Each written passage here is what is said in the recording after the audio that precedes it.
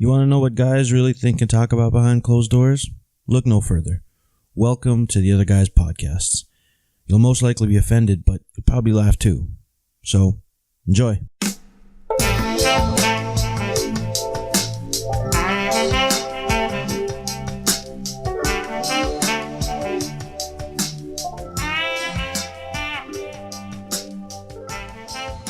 Welcome to the Other Guys Podcast. I am Kevin, and tonight I am with Kirk and Murray.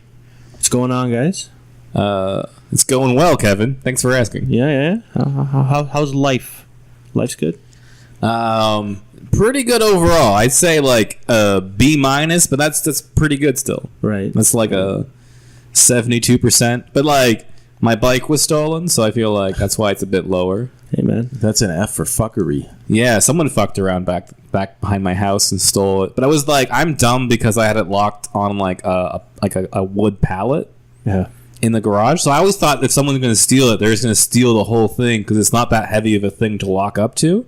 It just like has the appearance of someone locked to something, and then someone just obviously looked like a crowbar or something, crowbarred the one stick on the one part off, and then looked like it came out pretty easy. But they left me their bike though.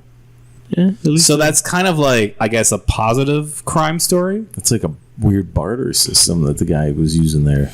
He was, his idea was like, well, I'm still leaving him a bike. So in the end, he did what he thought was best. So you're having a good time.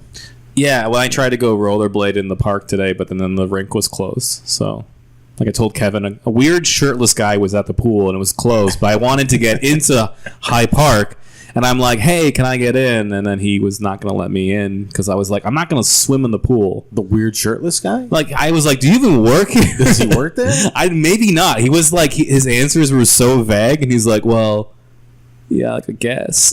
And he was just, and I was like, so you can't help me? And he's like, and it was just like, I'm like, I don't know, maybe this guy just was the stare. Who knows? So he might have just jumped the fence and was just sunbathing. Who knows?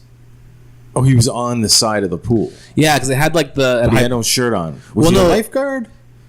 Or was he just like a homeless guy? It's could be either or. He was, I feel like lifeguard maybe, but like he was, Well, if that's the case, then he had a job to do. The pool was closed, but the problem is the pool is connected to the rink. So for the way I would get into the rink, I guess now is that was the rink open or closed? The rink, I think, is normally open, but there's something happened at the pool. So the pool is closed, so you can't go through like the community doors. So normally I go through the community doors instead of going to the pool. I go to the left, and I can get into where the rink is open because I was going to play some hockey.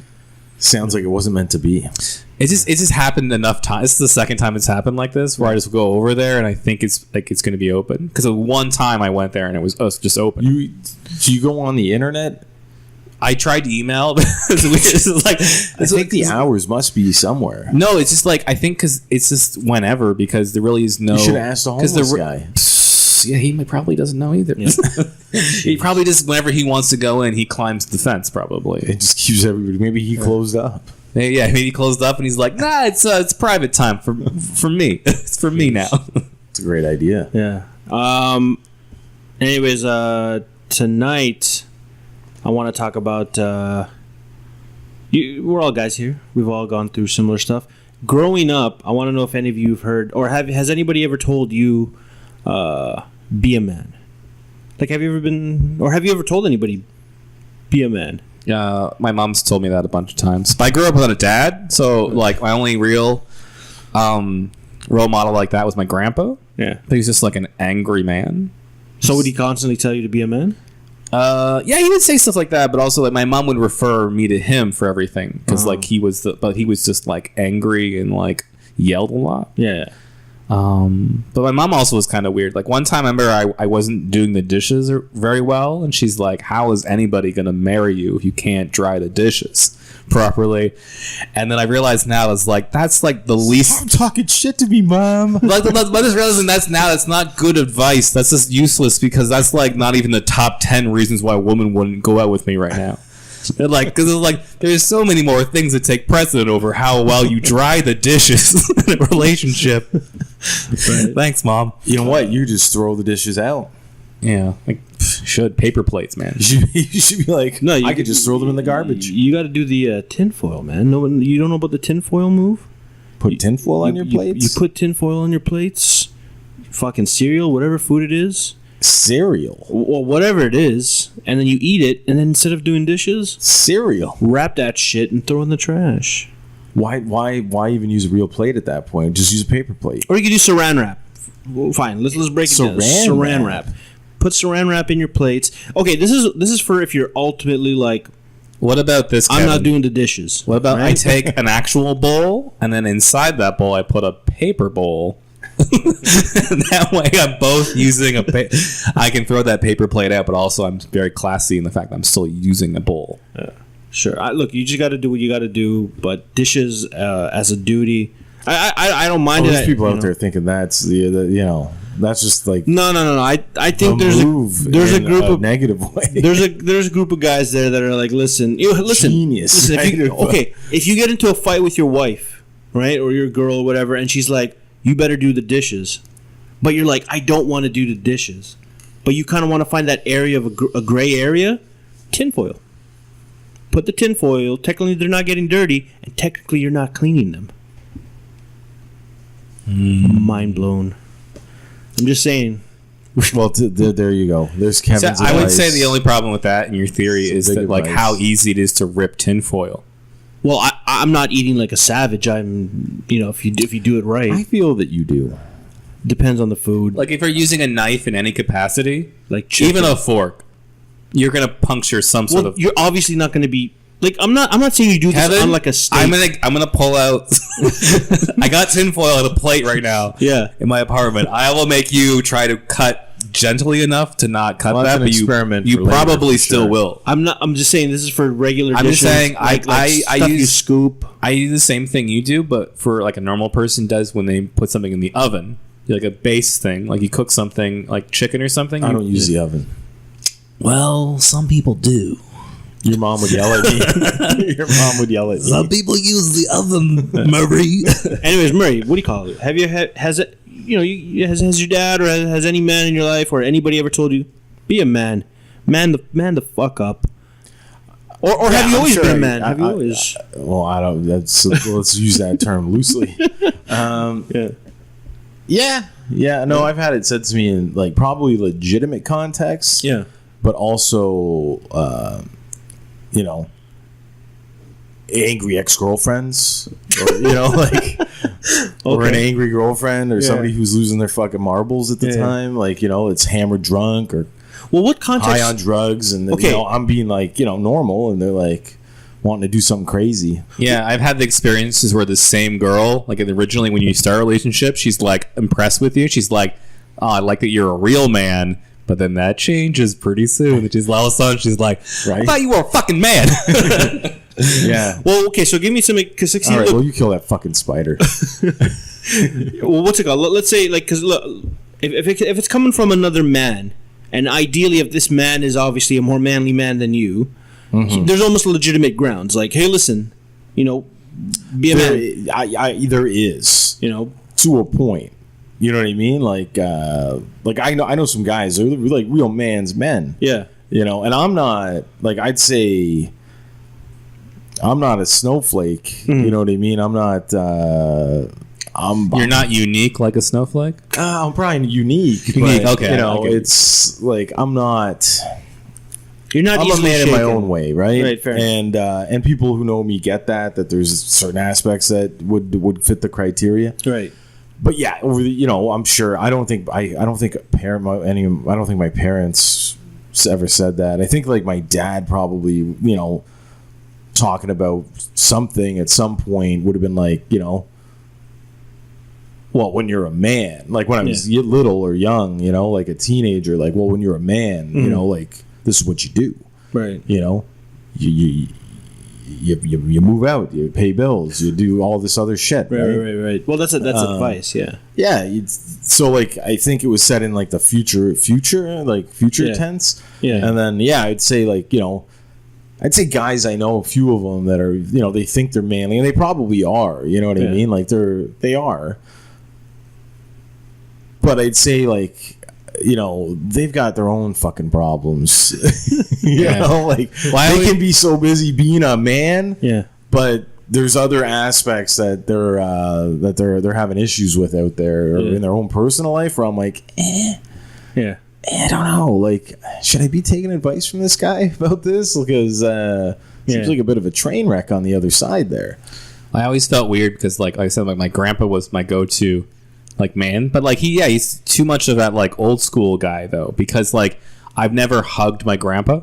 I've only ever given him a handshake. That's an old school fucking man right there. Oh yeah, and like he's a guy who's so angry, but like angry still sometimes. But I feel like he's one of those guys who, if you told him you were in like therapy, he'd be like, "Oh yeah, really?" And then he'd be like, "Fucking pussy."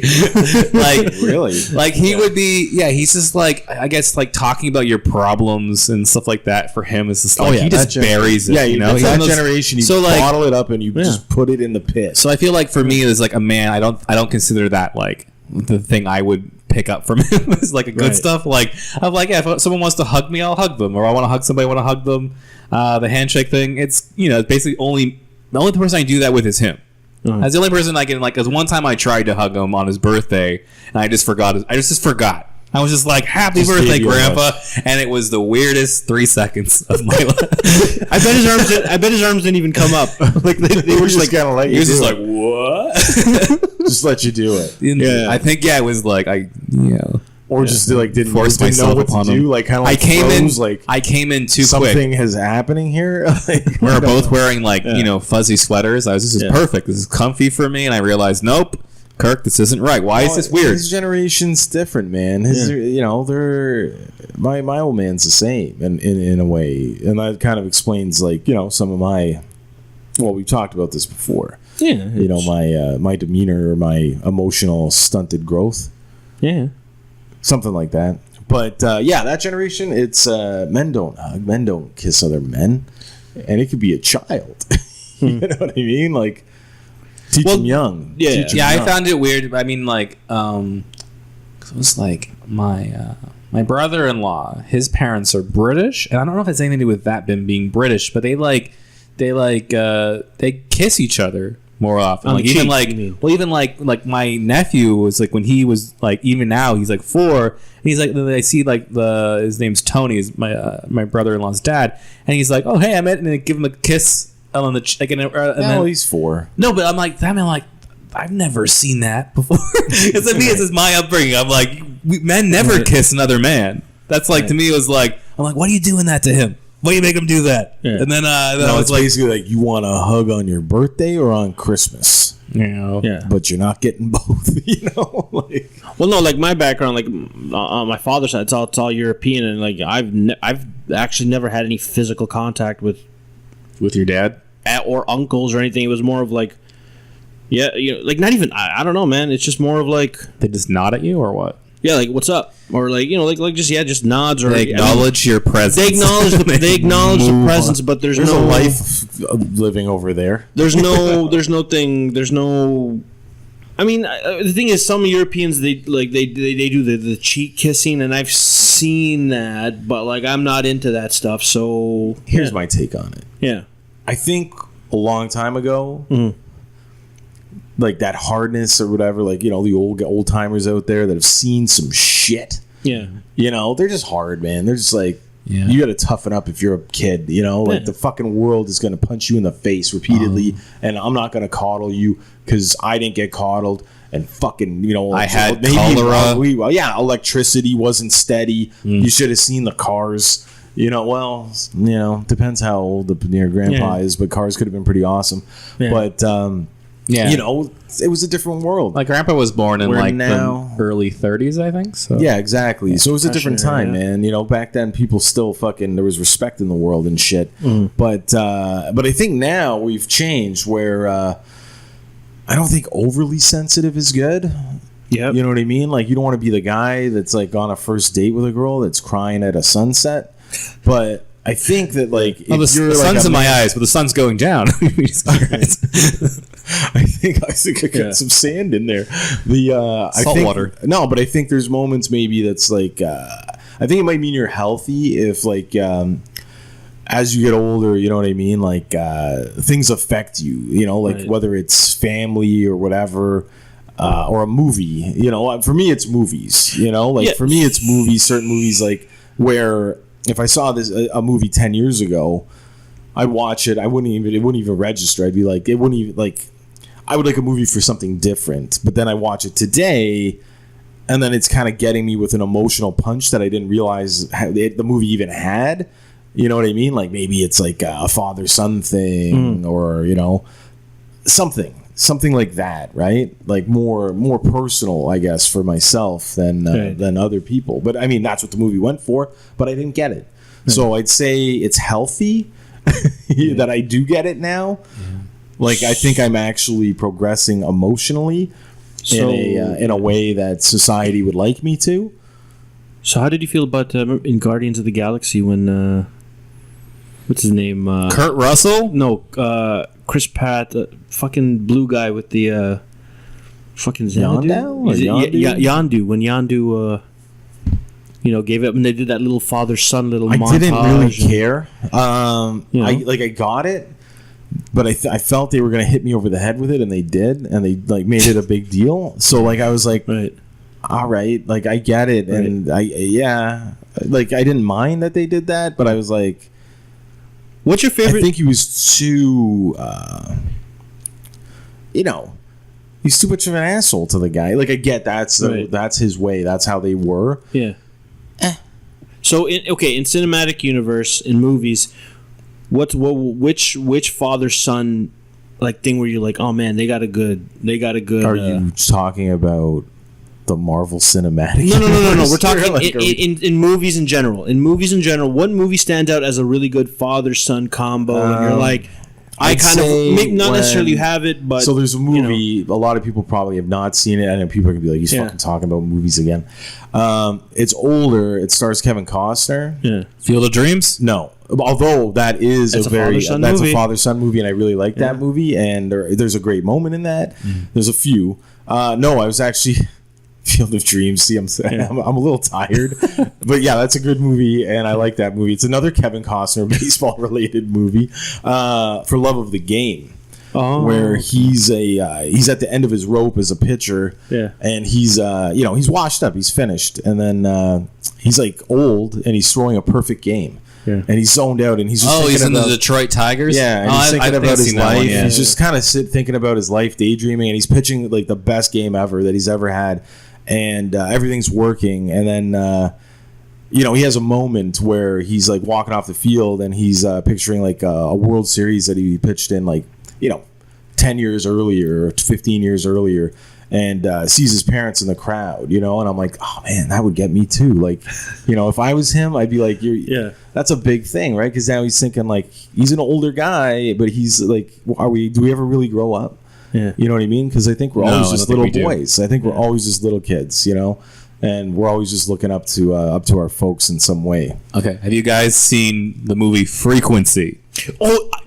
I literally was going to say that one next. I thought you were going to say. I haven't seen it. Frequency is my favorite father-son. It's a Jim Caviezel who played Jesus and Dennis Quaid. And like it's like Dennis Quaid is like they're talking to each other through like a weird universal frequency. Through a radio, but it's like in different time. Well, okay. Wait. And then it basically it's do they like realize? But it's like because the guy, his father died in a fire. And then this is changing the future because there's like he was a fireman who died in a fire. Spoilers. There's also that's not. It's from the 90s. But it gets crazy though. Like the idea there's like a serial killer guy in that movie who actually kills Dennis Quaid, but like the whole time Jim Caviezel's in the future trying to stop him from. No, but the cool thing that's a really cool dad father son moment is like Jim Caviezel is kind of learning about his father and kind of like learning about his relationship with himself. It's like, man, Dad, you never used to hug me them, and then he starts hugging him more, and then it's like.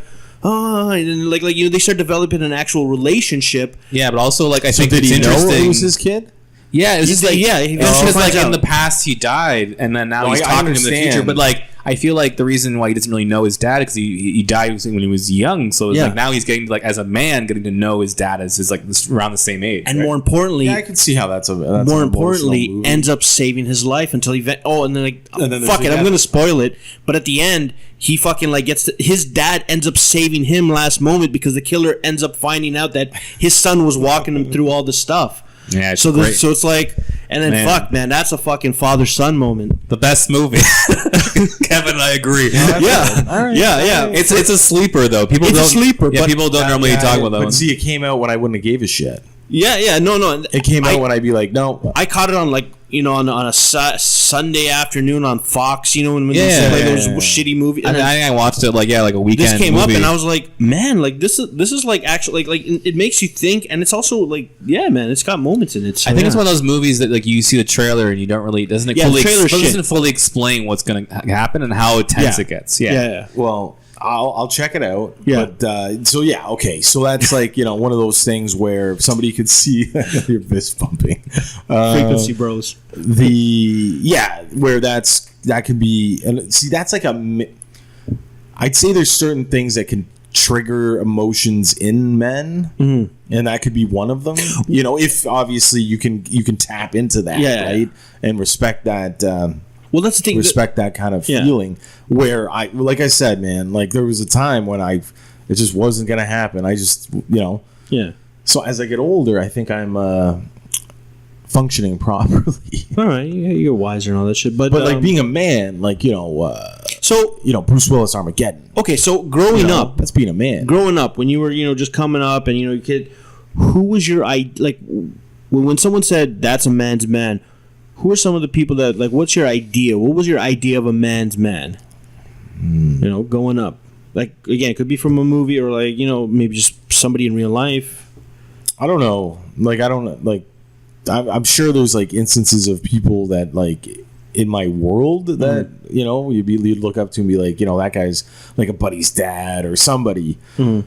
Or even my own, dad. He's a pretty good example for me. But I don't know, like if people would say like, oh yeah, like fucking Clint Eastwood or like old school movie stars where you're like, okay, but realistically, maybe like I can't pick a definitive movie, right? Where like I mean, people would say fucking Bruce Willis in Die Hard, and it's like.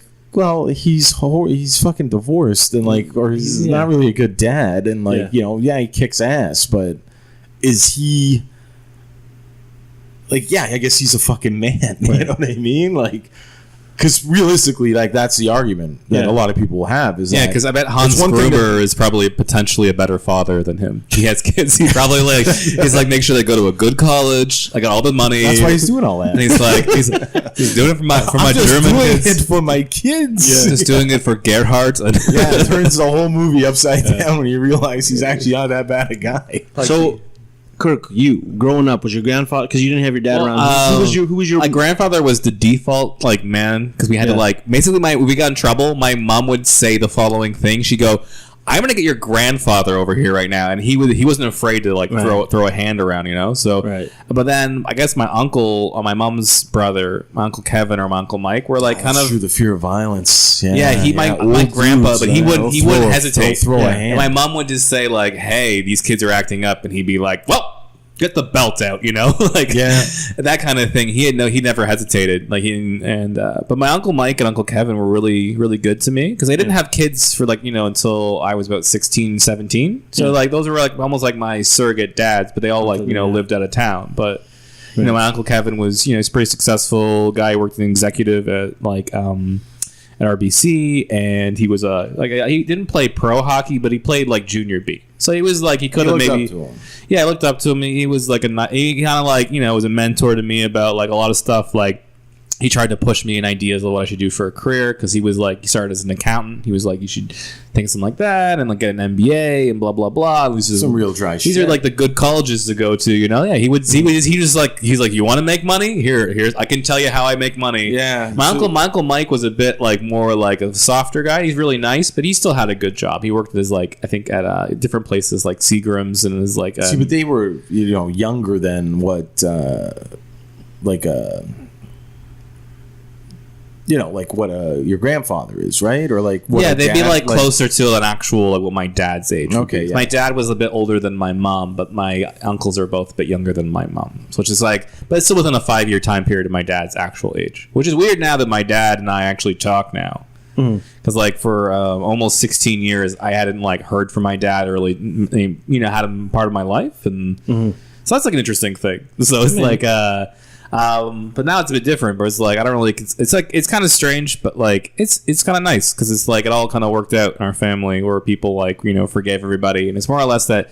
I think he was at a point where like, well, my kids don't want to see me, and like we were like, well, we don't want, and then we don't, you know, so it was both ends. It was like, a stalemate, I guess. it was both ends, and then my sister kind of broke it because they all live in the same town, and he's like not that far from Sarnia, so.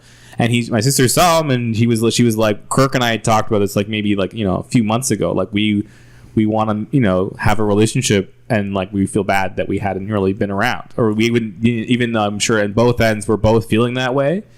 But I think we are always worried as kids. They're like, well, we don't want him around because maybe he doesn't really care about us anymore. It's been so long, maybe he doesn't. And then he almost had the same idea. We're like, well, those kids are all grown up now. Maybe they don't need me. Who cares, right? So it was really interesting. Now I'm like seeing him, you know, more regularly, and whenever I go home at least, and like it's cool to see him have a relationship with my like, you know, my nephew and my niece and everything. Like they're all like, they see him. Does this make you a man? It kind of. I'm trying to lead him back. I'm trying to lead him back. I'm just saying that's like it's kind of interesting because it gets to see like where I get to see kind of like the template of what I am. Because this is the man who I'm like most resemble probably. Do you think if he was there in your life the whole time, you'd be more of a man? Or, you know, or a more defined definition of one? I don't know. I'm not sure. Like who taught you how to shave? I had to learn by myself. My brother said you're doing it wrong, but didn't help me fix it. Right. So basically, the Gillette commercial. I learned from Lethal Weapon 2 when Murtaugh is showing his son. That's Lethal Weapon. I think most guys just kind of that's the third one, I think, isn't it? Yeah, probably the third one. Nobody showed me. He said, "Not up, not up, down, son, down." That's Danny Glover for you, though. Yeah, I know. I think remember that like I got that Gillette 3 razor, and that's when the commercial was you can shave up or down. It's an astronaut in space, and that's when I kind of figured it out. But I think there was one time I put like a lot of like shaving cream on, and my brother just walked in. He's like, "What the fuck are you doing?" But he didn't like. You don't know what you. He didn't correct me. He just said like, "What are you doing? You're doing it wrong," and then just laughed and then left. Yeah. So then, I'm pretty sure like it was like I was probably still way too young to shave. Yeah, but it was like me and my buddies were like, yeah. So we all like bought razors and like everybody's just shaving. Oh yeah, you know. Yeah. It's not, in like grade 8. Well, there's certain things you kind of like just like I don't know. You learn on your own better, right? Like I don't know, man. I learned how to drive because like what happened was like I think I was maybe 14, 15, and go-karts. So I went to go-kart first time, learned how to do that, and then I was like, my dad ended up was like he was like I guess he didn't want to bring me to the go-kart range. So we had like a used Mazda that he had it was a work vehicle, and we had a farm or whatever. So he just threw me the keys and he's like, yeah, just use this instead of the go. And I learned how to drive on a Mazda. And how old were you? 15. And then I went out to the open roads when I was like 16.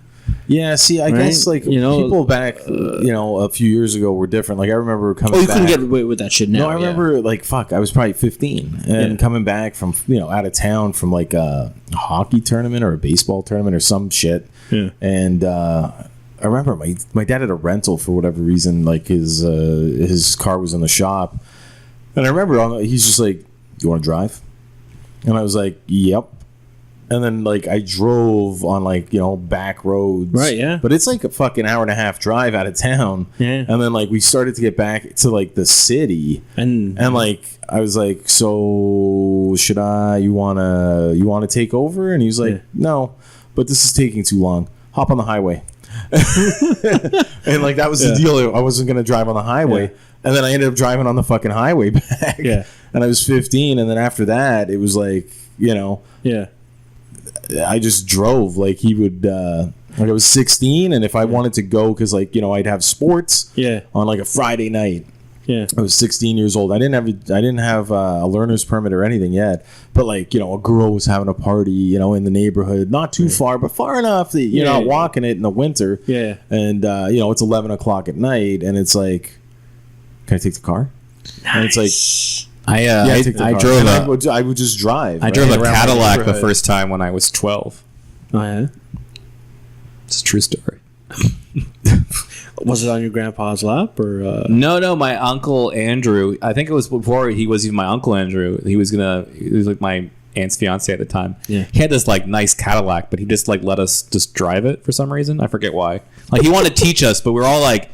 I think my brother was getting close to me the age that you can almost drive, but then my sister and I were there too. So he was like, "Oh yeah, if you guys want to drive too," and he just let us get in the seat and move the seat up, and then he just sat on the other side, and we just went around my grandparents' like cul-de-sac, drove around, and they had like a little retirement community, so it's like pretty like low key streets. I remember I don't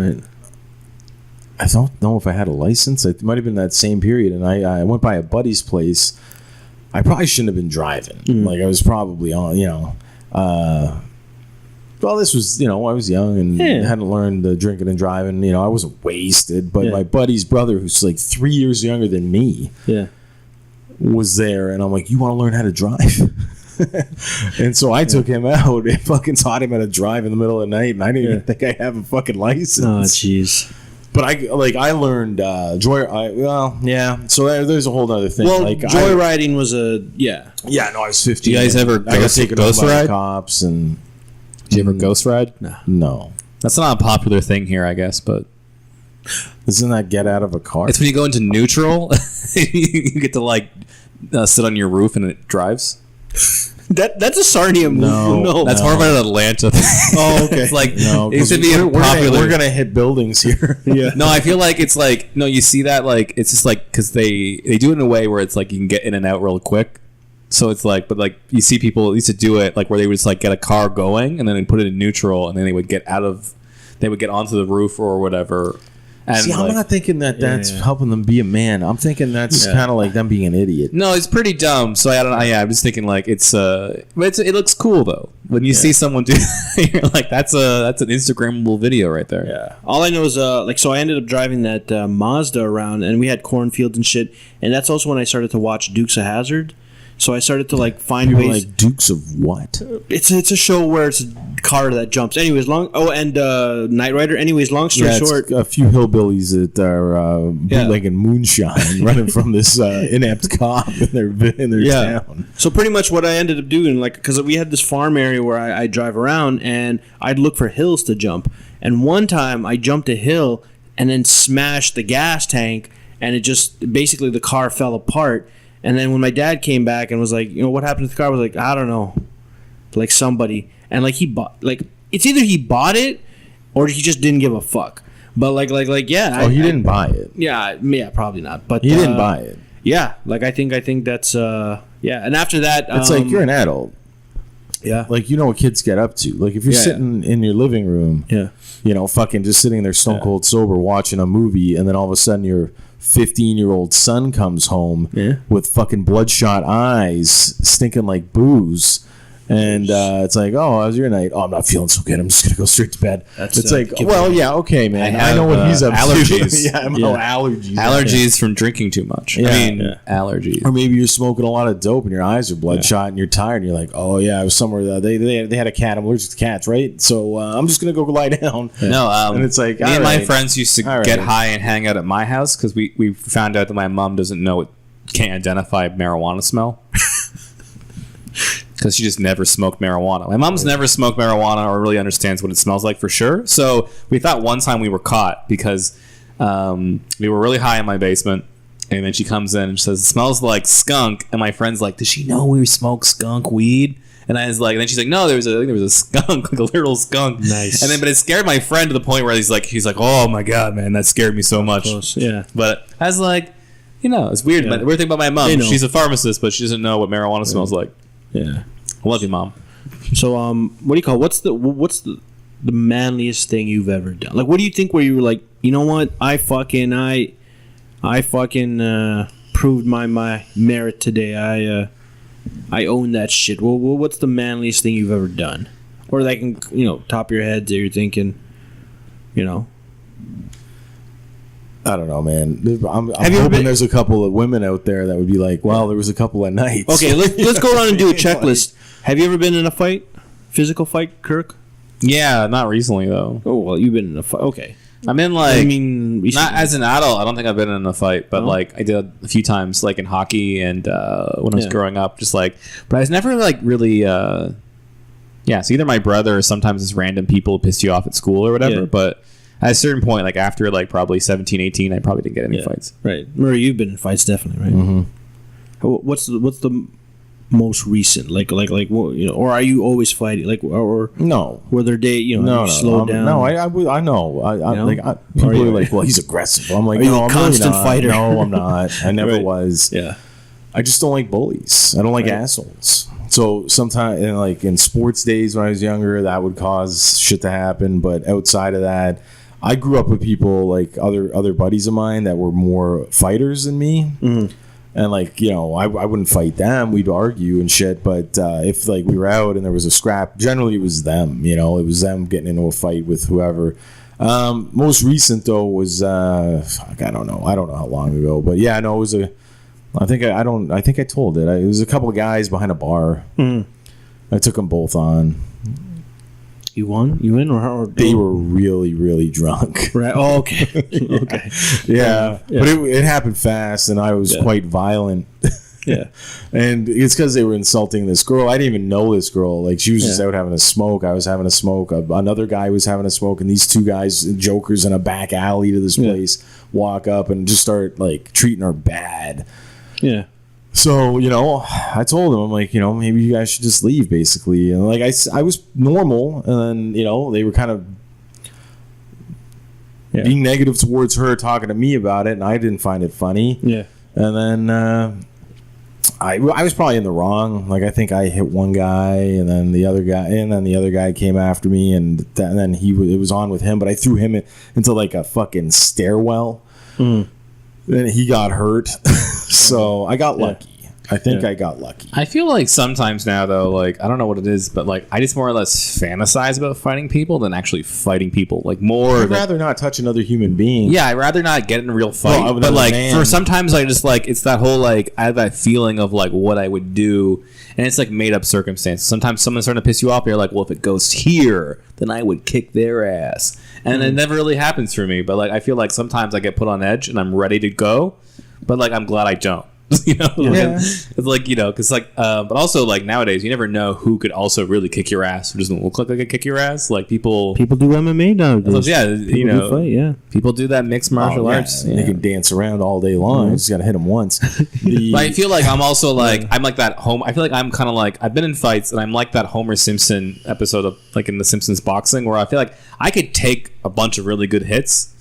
So it's more or less me just letting them wear themselves letting them wear themselves down, and I just need one good hit. Whereas I'm not very fast, but I could probably get enough power behind a punch to knock someone out. Well, you guys know me, and that's a good strategy. I would get tired. You'll tire me out. I would just get bored too. I'd be like, oh my god, this guy won't go down. I find it weird that exes that I've dated, they know me, so they know, but they're if I'm not cool with them, or if I'm not, even if I am, I don't know if it's them telling guys they date afterwards, or what, but I don't encounter many girls, mostly exes, they think that I'm capable of kicking their new boyfriend's ass. Right. They always a bunch of them, and I'm well, maybe he'd whoop my ass. I don't know. But I don't really care. I don't want to do that. It's just I don't get it. Maybe there's a reputation. Do I come off like that? I feel you're very. Here's the thing. I feel you're a very territorial guy.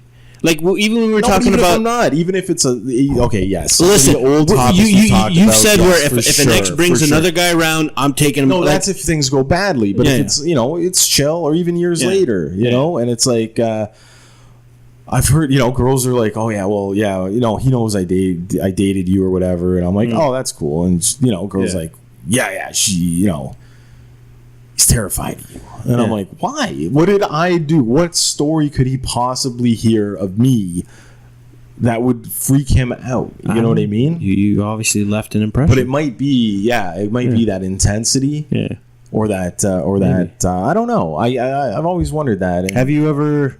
This is both of you. Have you ever laid hands on a woman? No, we talked about that. Okay. Oh, can I would say. Well, no. Some people are new listeners. Just my sister. No. We used to. I used to fight her once in a while, and I guess it happened at a weird time. If you're kids, it doesn't matter. Well, I mean, like this is like this is like the. I only did it. I think I pushed her really hard one time, but she went like face first into a doorway. Yeah. But that was when I was like 16, so it was kind of on the border of me being a strong man. Like where I'm like I used to play rugby and hockey, and so I was strong and tough. But like for a long time, my mom said to me, she's like, I was like 5. She's like, you don't hit girls. You don't hit girls. Yeah. And I stuck by that. My sister used to take advantage of that. She used to kick the shit out of me, and I would just take it. And I was just like, and then at a certain point, she did this to me, and then I was just like, well, fuck you, and I pushed her, and she just like, I realized, I'm like, oh my god, that's why you don't hit women. I just pushed her, and it was like nothing for me because she's like 100 pounds. Consequences, yeah. And I'm like, boom, into a doorway, and she's like, bams right off, and then I think later she stabbed me with a pencil or something. So, but Nice. Anyway, that's why I learned why my mom told me that. I mean, especially made more of a difference, especially later on. But Yeah. I should have punched her more when we were like 8 or something. So yeah, once again, we've talked about it, but try not to hit the ladies. And ladies, Hit on ladies. don't do hit shit the ladies. where somebody without self-control is gonna beat on you, Yeah. because that's part of it, right? Like, and no, that's not being a man. To just for those guys that are like, "I'll fucking hit a woman, she gets me fucking worked up, I'll fucking give her one, we're equals." Yeah. Because that's a thing now. Like, apparently, like I talked to some younger people, and like before, dating girls or whatever, and they're like, I'm a bit older, they date me, they'd be like, oh well, guys my age just don't give a fuck, and like, I don't know if that's true or not, because I'm not that age, right? I'm not, and I'm like, really? Like, dudes will just fucking like, and because like dudes treat girls like equals in a way, like kind of, but it's like girls want to be that way, Like in the worst possible way they in the treat them worst like way. in the Yeah, worst exactly, way. but that's not what I like mean. Not the ways you're supposed to treat people Exactly, like equals. Yeah. exactly. So it's this negative equality, right? Where dudes, but it's like one of those things where I'm like, Well, it's like that's look not at a like man, and I tell girls, don't be with guys like that, but they're gonna look do at like whatever the fuck they their wanna do. influences though. These guys who are like coming up like 18, 19, 20, like they're like they like have influences from like certain people, like even like Bieber or something. Like that guy's probably like looks like a piece of shit, or like Chris Brown or whoever. Like there's all these guys that like they get like they're like nothing. They have no real serious repercussions, and they're famous. The definition is a fuckboy, and Well, that's not. No, I think of fuckboy. Apparently, it's just like it's like a. towards me in my past. And Well, I'm like, here's I'm the not thing. a- I Well, don't here's think Fuckboy I is just like a qualify guy for who's just that. out to get laid, and he's just hooking up with I think women. Murray- But like this is like I think this is you're talking about something different completely. I think Murray, you're the precursor to the fuckboy. You're the because obviously different era and different Back when I was generation. coming up, people would call it a player, but You're- I wouldn't even say I was that. I would just say I did what I did. You're a You know? fuck adolescent. Or, No, not even. I wasn't even an adolescent. Like I was okay. in my 20s, and you just do what you do. Kevin though, do you fight people? Have you fought people though? What do you do? What do you do for fun? When I was a kid, yeah, and I think when I was in high school, but like I ended up fighting like a friend, and like because like we were going at each other verbally and like just roasting each other, and then eventually shit got really personal, and then it Was just this a woman though? it was a guy. It was a guy. Good. Anyways, Good. long story short, I don't know who threw the first punch, but we started going at it. Our friends obviously just like split it up. And see, this is where I think guys know how things go. Guys solve their shit through this stuff. So me and him, we go at it. Eventually, we separate or whatever, and then we honestly cool off, and then. No, that's we had words like, That's hey, listen, pretty much- this is where we can't go anymore. We can't go up. Like we can still whatever, but we can't come to this point again. And then we're friends to this day. Like we're just we just Well, I would say that's the same what I've had, because most guys I've ever fought, it's like the next day you see them, like it's at school or something, you're cool because you got that out. Yeah. You solved that problem there. And that's one of the only things I think is good about fighting. Maybe is that a lot of cases I've always found, like it just clears the air, and then your beef is over. Whereas like the only difference is when you like have shit with somebody and you just talk behind their back or whatever, you say shit, it progresses, it never ends. See, the truth... But at least the fight, it's like it culminates in that one sense. A fight between friends, because like I've been there, right? Yeah. And, but like in my I've fought buddies, people like, who are my friends, and then it ends up being like you're cool after. Yeah, like, the next, you know, for sure. Not that day, but like maybe like a week later, you're like, why do we even fight, man? But see, like normally, like if you're chilling with friends and then like something happens, maybe you're just seeing somebody too much and you're getting on each other's nerves. You know what I mean? And you guys are boys, and then you guys like, you know, some physicality happens, or you're gonna do that, but it breaks up, and then you know you talk it out, or you don't see each other for a couple of days, and then you're cool. You know, where if somebody's talking shit behind your back for like, you know, like they're not really your friend then, you know, like, and that's what I realized, like, you know, back in the day, like when I was young. And the other thing is you're not smart when you're young, you know, you don't know how to process, so it's easy to be like, well, fuck you, and then all of a sudden everybody's pissed off. So you're not thinking right. Like you're just incapable of it. But what I realize is people who want to talk shit behind my back, fuck them. You know what I mean? Like they're not my friend, so they don't deserve respect from me. You know, back in the day, if it was like maybe you talk to somebody, be like, "What the fuck's your problem?" Now I wouldn't even do that. I'd be like, you want to talk shit about me? You go fuck yourself. Well, no. Here's the thing that I noticed: the difference between guys and girls is that when guys we'll talk up to a certain point where we just can't talk anymore, and fists have to come out, solve it, and that almost resets the thing. Whereas girls, they'll talk shit, but they'll never actually break. It's rare, but they have like a feud in a different way. They'll have a feud, and they'll hold on to that shit forever. Like I know girlfriends that are girls that, you know, they're not talking to other girls 10 years later because some drama that went down back in the day. It's like they hold on to that shit. Whereas guys, we reach a level, unleash that shit, and then okay, we're reset. Yeah, but also, like, you know, I've read stuff and I've talked to people smarter than me where they're like, well, you know, especially as you get older, like, you know, if you're, you know, going to just throw fists at somebody, you're like, okay, all right, well, you know what, let's do this.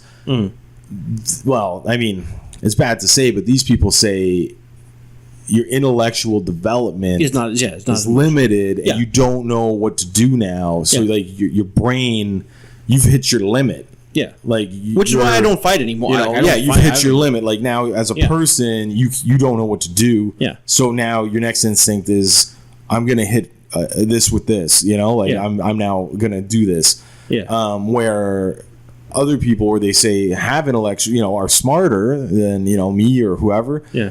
They're gonna not do that. They're gonna, you know, think it through and be like, what are my repercussions if I do this? And you know, like, should I punch this guy in the face? And you know, like, I heard Stephen Hawking used to get mad at people, and if he didn't like them, he'd run them over with his wheelchair, their feet. It's got it. He do it on purpose. He said he did it on purpose. He wrote that in his memoir. How fast is his fucking wheelchair? He had that like wheelchair he was in, right? Yeah, well, I don't know. Come and be like, oh, but he would do it to people's feet. Like if it was like you're standing there, he would just like roll up on you, and it was because most times he said he did it on purpose because he just liked people. Like he did to like Prince Charles apparently. If he's a frustrated guy. No, I mean, like, I just think it's funny that even like the most apparently intellectual guy would find a way to harm somebody physically. Listen, here's the thing that like violence and war, it's in our blood. It's in our DNA. People think that war thing is peace on earth. It's not necessarily the smartest people leading. Yeah. That's the problem, right? Fair, yeah. That's why the intellectuals stay out of that shit. But you know, it's people that take over, that, you know, whatever. Yeah. The intellectuals shouldn't stay out of it. They should get in it. But anyway, they make the hydrogen bombs. Right. But yeah, so being a man, I like, there's nothing for me. Like, I mean, fuck. Like, you know, when you're young, you're looking up, you know, look at The Rock or for me, Arnold Schwarzenegger was the guy. Really? He had the body, he had the brains, because he went to university. He had the money. He had fame, fortune. He had everything. He drove motorcycles. He smoked cigars. He had a tank. He's a real tank. He has a real tank. Like like everything. I never looked at him like that's the guy. For me, he was the quintessential what a guy should aspire to. You know, be in top physical form, be an intellectual, be able to. He's an industry leader and like he has multiple venues of. Well, he was Mr. Universe. Yeah, but he has other things. He had his own construction company. He actually made, like, so not a lot of people know this, but he didn't make his money, his first million from movies. He made his first million from a construction company that he had. Sure. Him and Philip were. We save the money. We don't need no lift. We don't need the lift. I put the steel beams on my shoulders. Listen, he was an entrepreneur. and I pump it. You know, So, yeah, you rent a crane, you get him. you know, and he slowly. He's like, we saved so much money in crane rent. We just sent him. Yeah. And he slowly worked his way up into We don't politics. need that. We don't need cement mixer. I am the cement mixer. I'm telling you right now, if it wasn't for that little stupid rule of you have to be born in this country, he would have been president. Yeah. You can't tell me that if he went toe to toe with Trump, people would have voted for him. But Did you know the thing, first that's three why- presidents weren't born in the United States of America? Yeah, well, they changed that law. Well, it was an amendment to the Constitution, but Well, no, George well, Washington that- obviously wasn't American. I mean, he was American. No, he made America. He was a villain. He was a British. He was a bad guy. According to Assassin's Creed, It's always pretty accurate. Yeah. the thing with that is like I'd like to see The Rock do it, right? I hope.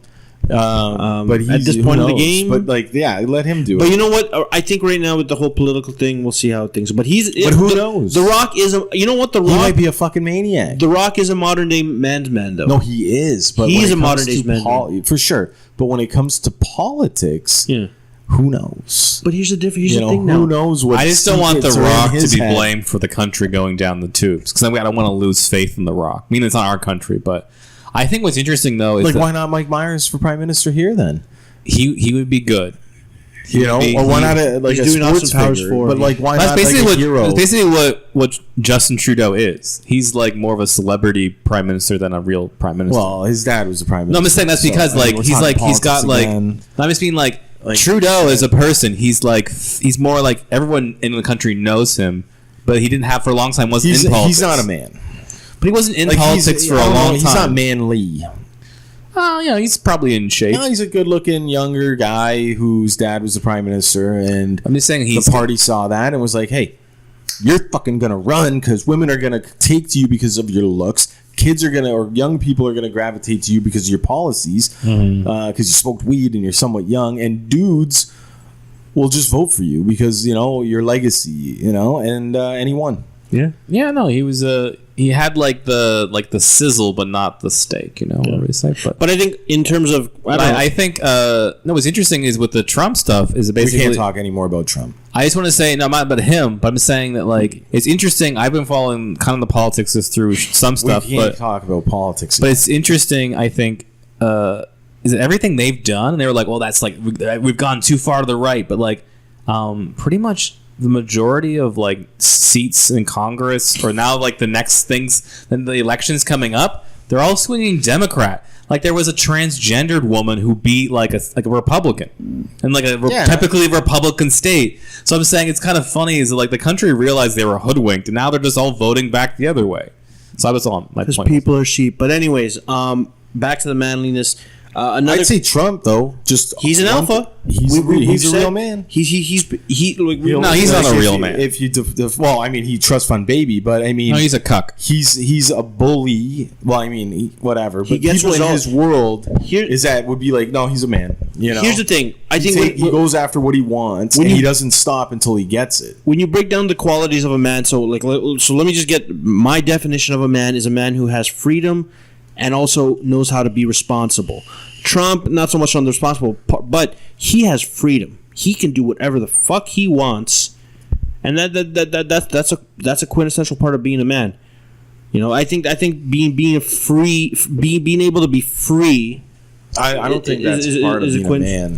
It is true, But he's not free to build a wall yet. Like being a man to me would be like if you got a family, then taking care of your family and going to work every day. That's the responsible part. No, but that's life. But I'm that just turns saying- into you have no freedom. No, but Your freedom's gone. Yeah, but see, I think a man's purpose is to choose, is to search for freedom, go after freedom, be able. But then to do you're whatever the fuck you alienating your wanna do. family.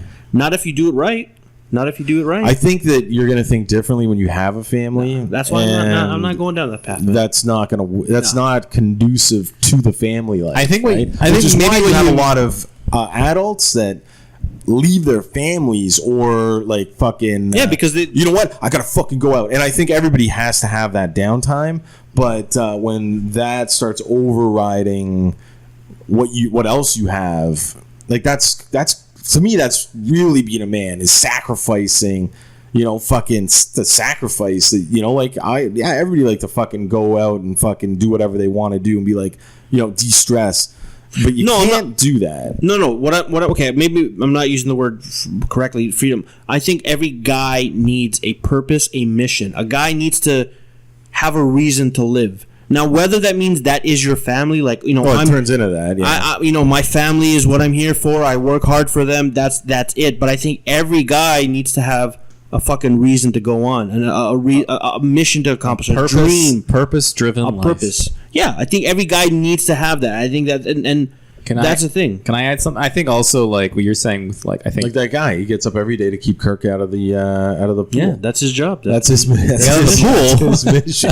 And he's accomplishing it. So he's a fucking man. He's got a nice suntan. I'll tell him that much. That shirt off, Yeah.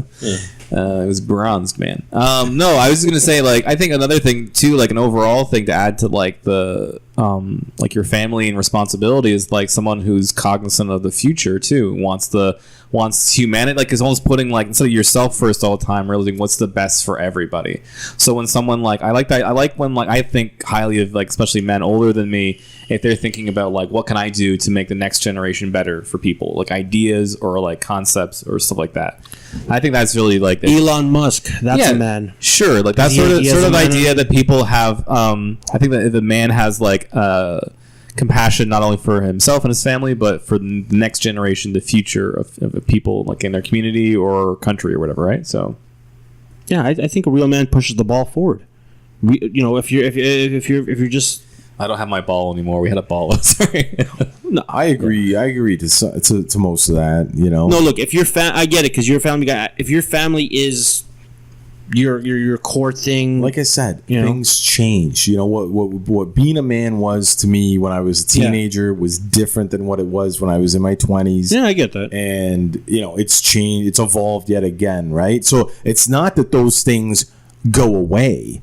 Those stay part of what being a real man is. It's just all this other shit gets thrown into the blender, and it's what you thought was the be a man drink turns into a crazy amount of shit in there, where being a man is you fucking plug your nose even if it don't taste so good, and you deal with that shit. 100%. And you just fucking keep every day you're hitting that same blender.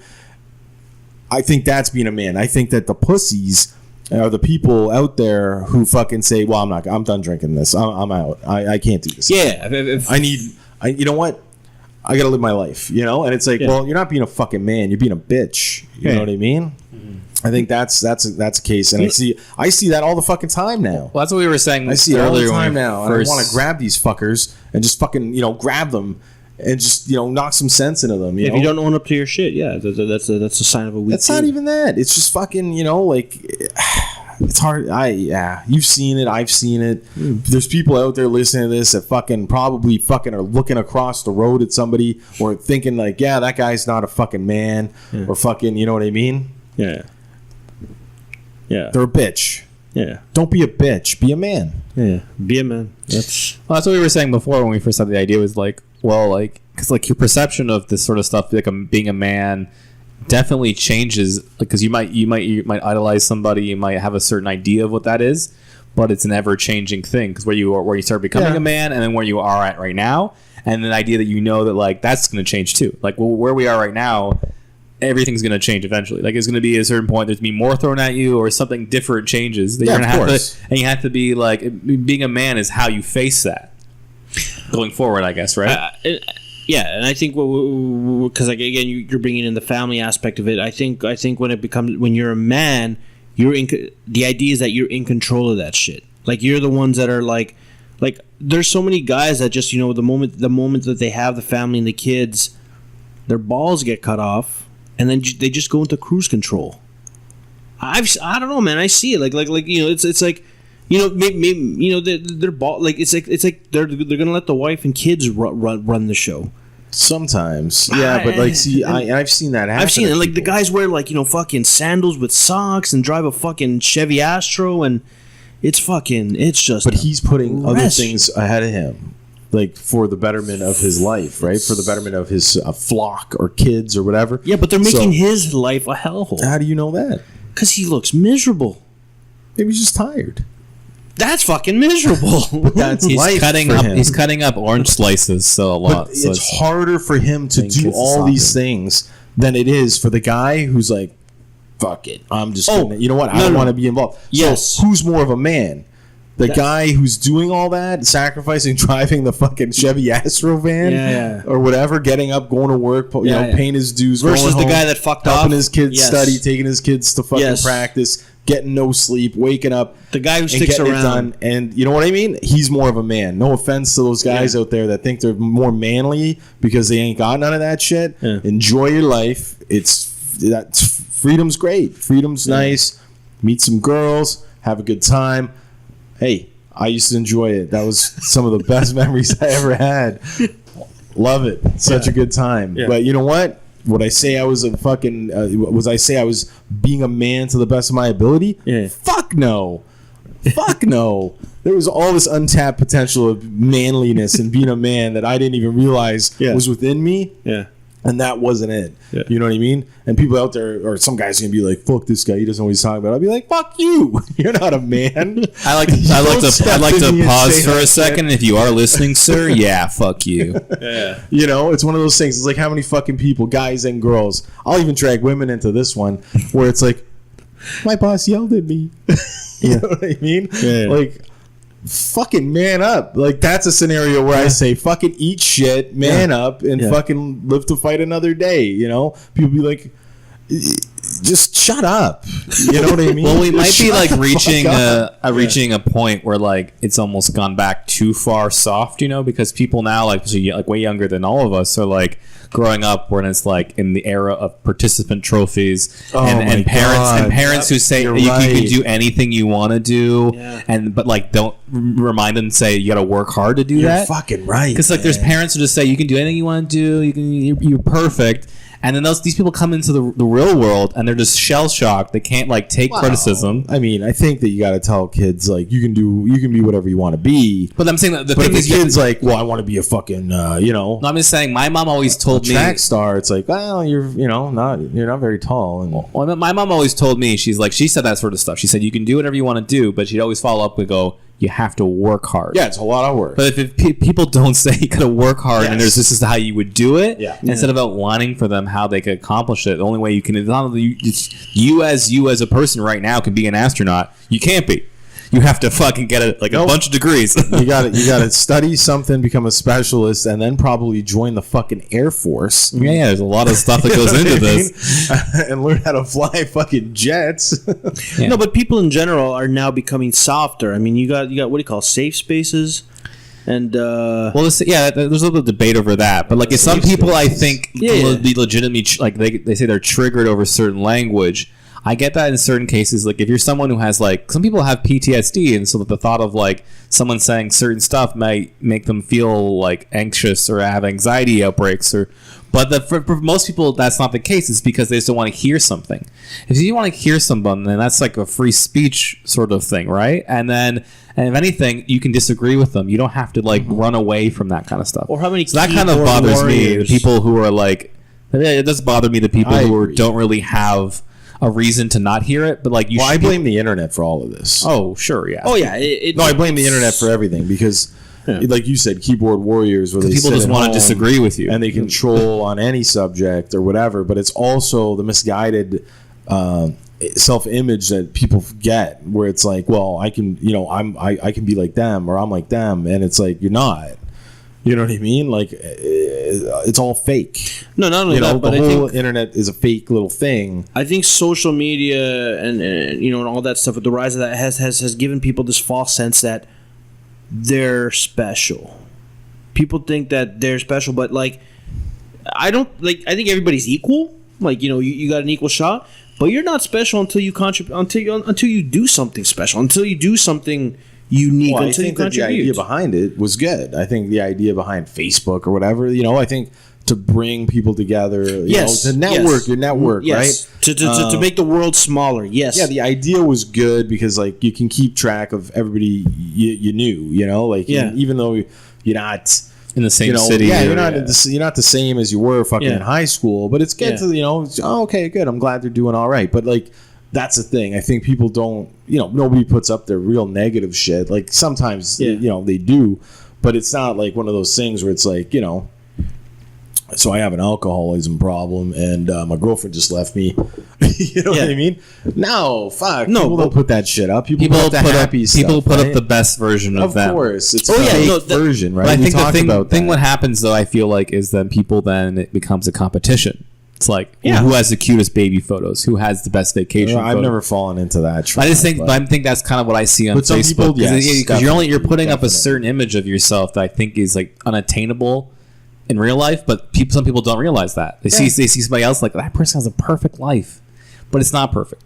Their life, then they're trying to emulate that or trying to feel bad because people are competitive with the people they see. So it's like it just creates like self-doubt and like whatever in some people, but like it's so funny that people don't realize that person's just being, putting up bullshit, right? Well, that's what people are doing, right? And now, like, you're into like now the worm or the can's blown, it's blown wide open, right? With everything everybody's doing on there, fucking everything's been devalued, right? Mm-hmm. Like, we've talked about this, at length before. Tinder, online dating, shit like that. It's devaluing people.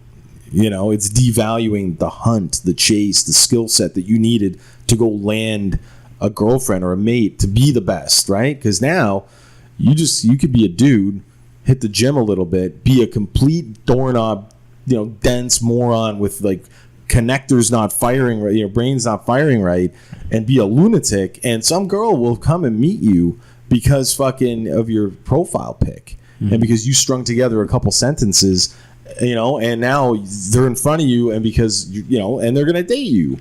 And all of a sudden, 6 months later, they're sitting there going, oh, yeah, well, my boyfriend's a bit of a fucking nut job. And it's like, yeah, but that's your fucking fault. Yeah. You know what I mean? This is the problem. It's like with the porno. Or you can just get sex robots and cam jobs. But it's like, exactly. You're sex robots. Yeah. But it's like pornos, right? Yeah. Back in the day, it was a lot harder for people to fucking, get the access to that now stuff. Now it's instant, yeah. And now it's fucking everywhere. Yeah. It's free, it's there. I like the idea of like how there's so many pictures of you now. Or it's like there was a comedian, time was Bill Burr, talking about like his grandpa. There was this one picture. It was like, well, he looked angry. Yeah. He's like, what are you doing? And he took a picture of him. That's the only picture. But now like everyone has like a million pictures. So it's like you're saying it devalues like what people say, but also like themselves, their image, because it's like there's like a million, like on your Instagram, Facebook, there's thousands of pictures of every person. Pictures are fine. No, but I mean, I think it's kind of funny though that the idea of taking a picture is lost, kind of like that. I don't like. I mean, and I've had to do the odd selfie here and there. I'll do the odd one, but I mean, they're very few and far between. Yeah. But like, people who are just doing like the selfie stick, I love it. It's so stupid. Or the ones with the lights on the back. Then when people have the lights, like, man, like this is what society's coming down to, where it's like. Well, I bought my sister a case that had lights on the back, so we'd take better selfies. Yeah, and she really loved it. She loved it. She's like, oh my god, I wanted this, and I was like, oh, I didn't really think that would be like that big. No, you know what it is? Social media has created and selfies and all this stuff has created this thing in people's head where it's like, I have a thing now that people can view my life. But you've been messed up by it. But you're fucked up by the internet. You're a prime messed up dude because of the internet. It is because of your because of porno. Like your high standards in women, maybe. Yep. Is that what it For is? what your expectation? Oh well, yeah. You go on Instagram and you of see what shit you like would that. like, to date is misguided. Yeah, well no. Okay, here's my thing. If I didn't have the internet and I lived in a hole and There was a time. You know how long? There was a long time Yeah. before the internet. probably 90s. Thousands of years. No, thousands of years. But let's say I the came entire out. civilization before 1997 But or here's- whatever lived without the internet. Here's the thing: if I came out and I walked on the street and I saw an average girl, I'd probably be like, "Oh wow, this is the most beautiful girl in the world." You're not living in the Amish territory. But here's the thing: here's the He's no. making Ooh, it I sound saw like- some ooh, cool. like, But here's the yeah, thing. you've been Here's the fucking thing. in Antarctica the whole time. Like, No. you came out of a cave. What are those round things on her? Your family lived in a bomb shelter. Like, No, yeah, but here's the thing: Those are bigger than my mom. I've now seen girls on Instagram, and obviously it's fake, and obviously it's altered, and obviously but it's you whatever. think that's what it is? No, but the fact that it's out there, It's not out there. it's out. It is out there. It's fake, but it's out No, there. it's out there, but it's not really out there. It's out there. No, it's not. It's what do you mean? The Kim Kardashians of the world do exist. Oh my god, the Kim Kardashians of the world are You're fucking seeing- rappers. Have or you seen fucking the? Have you singers. seen her ass like in like the real photos where it's Yeah, all like they're fucked fake. up? Yeah, Yes. it's fucking What weird I'm- ass. what I'm Oh, I'm saying sure is- she's But beautiful. I will Like, I'm say this, sure, Kevin. This is why 5 years ago she was. Oh yeah, she's been very cute in the past. But no, I was gonna say like I think the whole thing maybe is like if you put less stress on that, and then you think of like because most like say like what like 98% of the time you're not having sex with your girlfriend or wife. Like that's a low estimate too. Okay. So then you have to think of like the other time you have to be with that person, Okay. and then their beauty matters a little bit, I guess, at that point. But like Okay. you have to be the most important Yeah, thing. you can calculate the averages, and it's a But small it's like percentage of the time that you're actually having intercourse with them, right? So is I'm it- saying yeah. that, so the best thing is that if you're spending like 98% or more of the time with them, and you're not doing that, and that shouldn't matter. So then you should find someone you actually want to be with in that time, like personally. Well, the thing for people like that, I'm not even going to specifically say him, but for people that have that outlook now, and like he's not alone. Like there's fucking tons of dudes, yeah. right? Oh no, I know. The problem is that it's not necessarily about. This is the thing. It's not about what they actually want from another human being in a relationship or dating or even sex. It's what other people are going to think about them by dating that person. And it's that status quo, or it's that status bar that they want. They want to be able to go out and be like, yeah, she's with me. No. Oh, so it's Of more of course like a it symbol of is. status. No. Of course it is. If nobody knew you were with the girl, Yeah. if nobody knew, Yeah. it wasn't on social media, Yeah. nobody ever fucking saw you with Yeah. a girl, Yeah. and she was a 10. Yes. I because I want to be with a 10. But but I'm saying that No one's gonna know. Nobody's gonna No one's fucking gonna know. know. Yeah. Nobody's gonna know. Yeah. She's in the house. Yeah. Whatever. Yeah. Horrible person. Yeah. You're not gonna care. What do you mean I'm not going to care? Here's the thing. You would want. Oh no. Here's what I my meant is, thing. like, How you many would want people- other people to know? You'd be like, well. How many people You'll be get trying to take how many little people get sticky with pictures and shit. how trying many to show people get with a off. girl and you know like they're nice, they're all that, and all of a sudden something better comes along and they're like whoop, they cheat, they think they whatever. Listen, man, I downgraded once. I dated a girl. She was a rocket. Yeah. Like everybody would have like stepped on me to get Yeah. a piece of it, and Yeah. she was fucking crazy. Well, I get that, yeah. She was a little out there, and it was like, you know what? But you had But the 10. and- You had the opportunity to and ground. I was and maybe young. one day I want to downgrade And as I well. was younger. But right now I just want an upgrade. And I No, want but- the best of And the best. I'd say the only reason that Kevin, you don't need an stuck it upgrade. out- You just need a ticket. The only reason I stuck it out Ticket to was the point. because, when we went out, she looked good. Yeah. Other people be like, that's your girlfriend? Of course, You know, there's that. Yeah. Like, wow, like fuck. But I guess you're what we're batting above saying- and it's like, and it was like that was nice. But then I realized I'm like, you know what? You take that out of it. yeah, because that's a person that you don't see yourself long term with. I get that. I get guess that. I was gonna say because I think your image of porn- that is built from the internet. Well, yeah, So porn, the internet's porn is to blame, bad, right? I think because it wires your brain to what you're attracted to. So if you're jerking it all the time to like 10s and then it's like they're watching them have sex, then your brain's gonna So wire. you say you should balance it out and jerk yourself off to a couple of two. No, I'm just. This is what I'm saying. I'm trying to explain. I think it's like me and Kevin are both we're porn guys, right? He's a 2-day. No, I'm not saying he's to balance it out. I'm just saying where you get into the mindset. I think of like that's what you're just wean yourself off, slowly work your way down, Get yourself to the point with a 10, and then right at the end, flip to the 2. Then you're pulling out like the Aunt Jemima bottle, and you're like, "This is pretty good." All of a sudden, you're out there looking at everybody's good to me now. I've weaned myself off my wiener. Yeah, that's good. You're out there driving around looking at daytime nannies. Yeah, no, going on. So I guess my point is just like I think we're like guys like us, or like me and Kevin. So we get to the point where like you have high expectations because I feel like porn when you're watching just beautiful women have sex all the time, then it wires your brain to think what I'm saying. That's what I'm attracted to. That's what gets me off. So I can't undo that because I've forced my brain to think that's what. But it's also fucked up women, right? So women think they need to be like those girls. Oh, for sure, yeah. You know, because they think that this is all guys want, and it's true because guys are all fucked up. But if girls have all the power, if girls were just to tell dudes, "Fuck you," like I'm either not doing that or I'm not a porn star, or you know what, I'm not fucking wearing that. Dudes would start to fall in line a little bit, but they don't. Right? Well, but they don't. I'm not to blame the internet. Not to make fun of women at all, but like if they had your shit together 40 years ago, we never would have had this Me Too movement, you know? Because if you realize you have the power, I mean, also there was no social media then; they couldn't have all got connected. Maybe. Well, I tell them like there was the radio. Well, I saw the stat, and it's like women outnumber men in the country. You know, whatever. Like they outnumber us, like 53% or 54% to 40, like whatever, 52 to 48. Just they could vote for a woman. They could just put women in power and change the laws and change fucking everything. But they don't, and I've said this before on the podcast, but they don't. So it's like it's the same thing. You know what I mean? Women stay with dudes who beat them.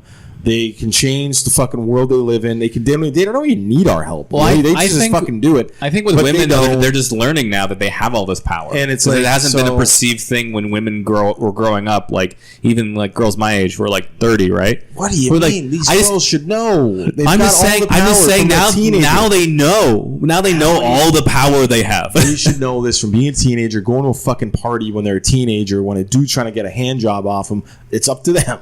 It's up to them. No, I know. And you know what? Life is like that. Everybody's just trying to get them to give them a hand job. Yeah, on the bigger scale, they have a lot of power.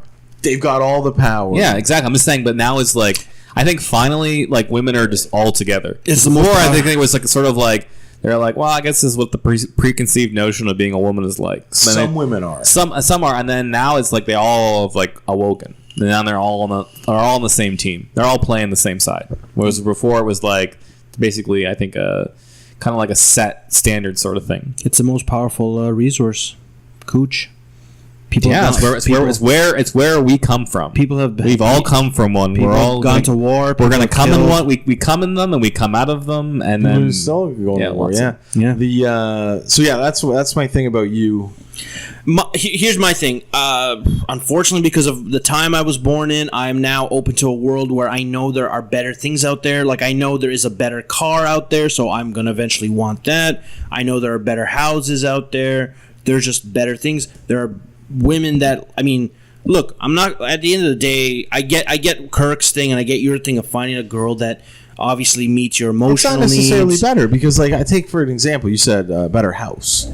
Okay. Right? What if I told you here where you can fucking have, you know, if money was no option or no limit to what you could do, you know, you could have a 4-bedroom, 3-car garage, you know, multi-level, you know, boom, boom, boom. With a small yard in a desirable neighborhood, you know, let's just say not like a $10 million house, but like a reasonable house. Okay. They're sprouting up everywhere, right? Or tear down rebuilds. So you could do that, and you'd be very happy living in that house. You know what I mean? Yeah. No yard really, nowhere to go. Just fucking there you go. I've got a backyard. But you could have but like you know what you're saying. You could have a cheaper house, maybe a little bit smaller, a little further away. with a nice big yard for kids to play in, have a fucking dog running out there. You have all this, man. You could have a fucking 5-car, or you could park cars all up on your driveway. You could have cars in the garage. You could build a fucking car in your garage. There's so much, and some people, that's what they want. They want that lifestyle. They don't want the fucking house in the city that's big, keeping up with the Joneses. Let's break with the this BMW down. next door. They don't want that. Let's break this down into females, though. And they know it's out there, but they don't want it. They're like, you know what? This is my Ferrari. This is what I want. I want this lifestyle. Okay, because let's break this down into girls. So basically, just to break down it for you, what you're saying is that most people want 7s and 8s. Meanwhile, the 10, I shouldn't be going for a 10? I just don't understand. I think you have to look more than just the looks. Here's my thing. But when I mean 10, thing for Kevin is that his problem is that no offense, ladies, but if women are like fish, we've talked about this a little bit before, and I'm going to exclude the strippers because those are the exotics. Okay. Those are like exotic fishies. We're gonna talk about your 10 is like the fucking trophy fish. Like it's like the fucking elusive fish that it's like. Yep. You go out in the boat. But we could catch a fucking ton of fucking great fish. We're talking, on the scale of it, 7, 8, 9s. Yeah. You're gonna find a lot of that. You're gonna find some real gamey 6s. Some real gamey 6s that are gonna give you a fight. Yeah, they're gonna give you a fight. You're gonna fight for your life to get that fish in the boat, right? Yeah, sharpening your skills, honing your skills. These are, but you'd rather just fucking not fish. No.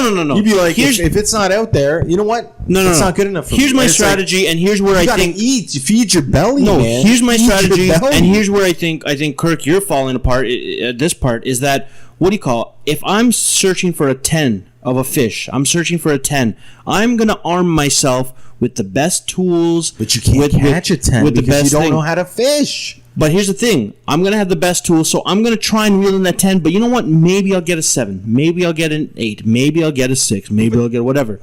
But I want to be ready for that 10. Whereas you're already prepped for only dealing with maybe a 6 and a 7. So you will. That's not the case. You're shutting yourself off. You're shutting yourself off from a possible 10. It's like you don't even want the 10. No, I'm saying I'm not as concerned with the level of looks. This has nothing to do with looks. When I mean the 10, Kirk's very enlightened. When I mean 10, Kevin, what I was trying to say was that you're not going to have you basically the sexual attractiveness, it matters to an extent, but then you have to realize you have to be spending way more time with that person, not having sex with them. So you might as well like them more for their personality. Here's a question. You get the 10. Okay. Is she gonna think you're a man? For a bit, as long as it needs to be. Listen, when I say I'm going for I don't have absolutes. I don't deal with absolutes, man. But you don't fish. You can't catch a fish if you don't know how to fish. You can have all the toys, you can have all the gear, you can read all the fucking books in the world until you got your shit in the water, reeling fish in. Learning how to fillet them. Yeah. Learning how to. Then I'm gonna be. You know what I mean? Learning the ins and outs. Learning how to fight their ex-fish boyfriends. Listen, then I'm gonna be the old man on the boat. Off the shark. I'm gonna be the old man on the boat, just enjoying my time. But then people would be like, "What are you doing on the boat? Enjoying my time. Why don't you drive? There's some good fish over here." Be like, "Nah." I'm hoping the fish just jumps into the boat. Old man in the sea, man. Just gonna, But there was a fish. Listen, and eventually, if I have to, I'll go to shore and buy me a big fish.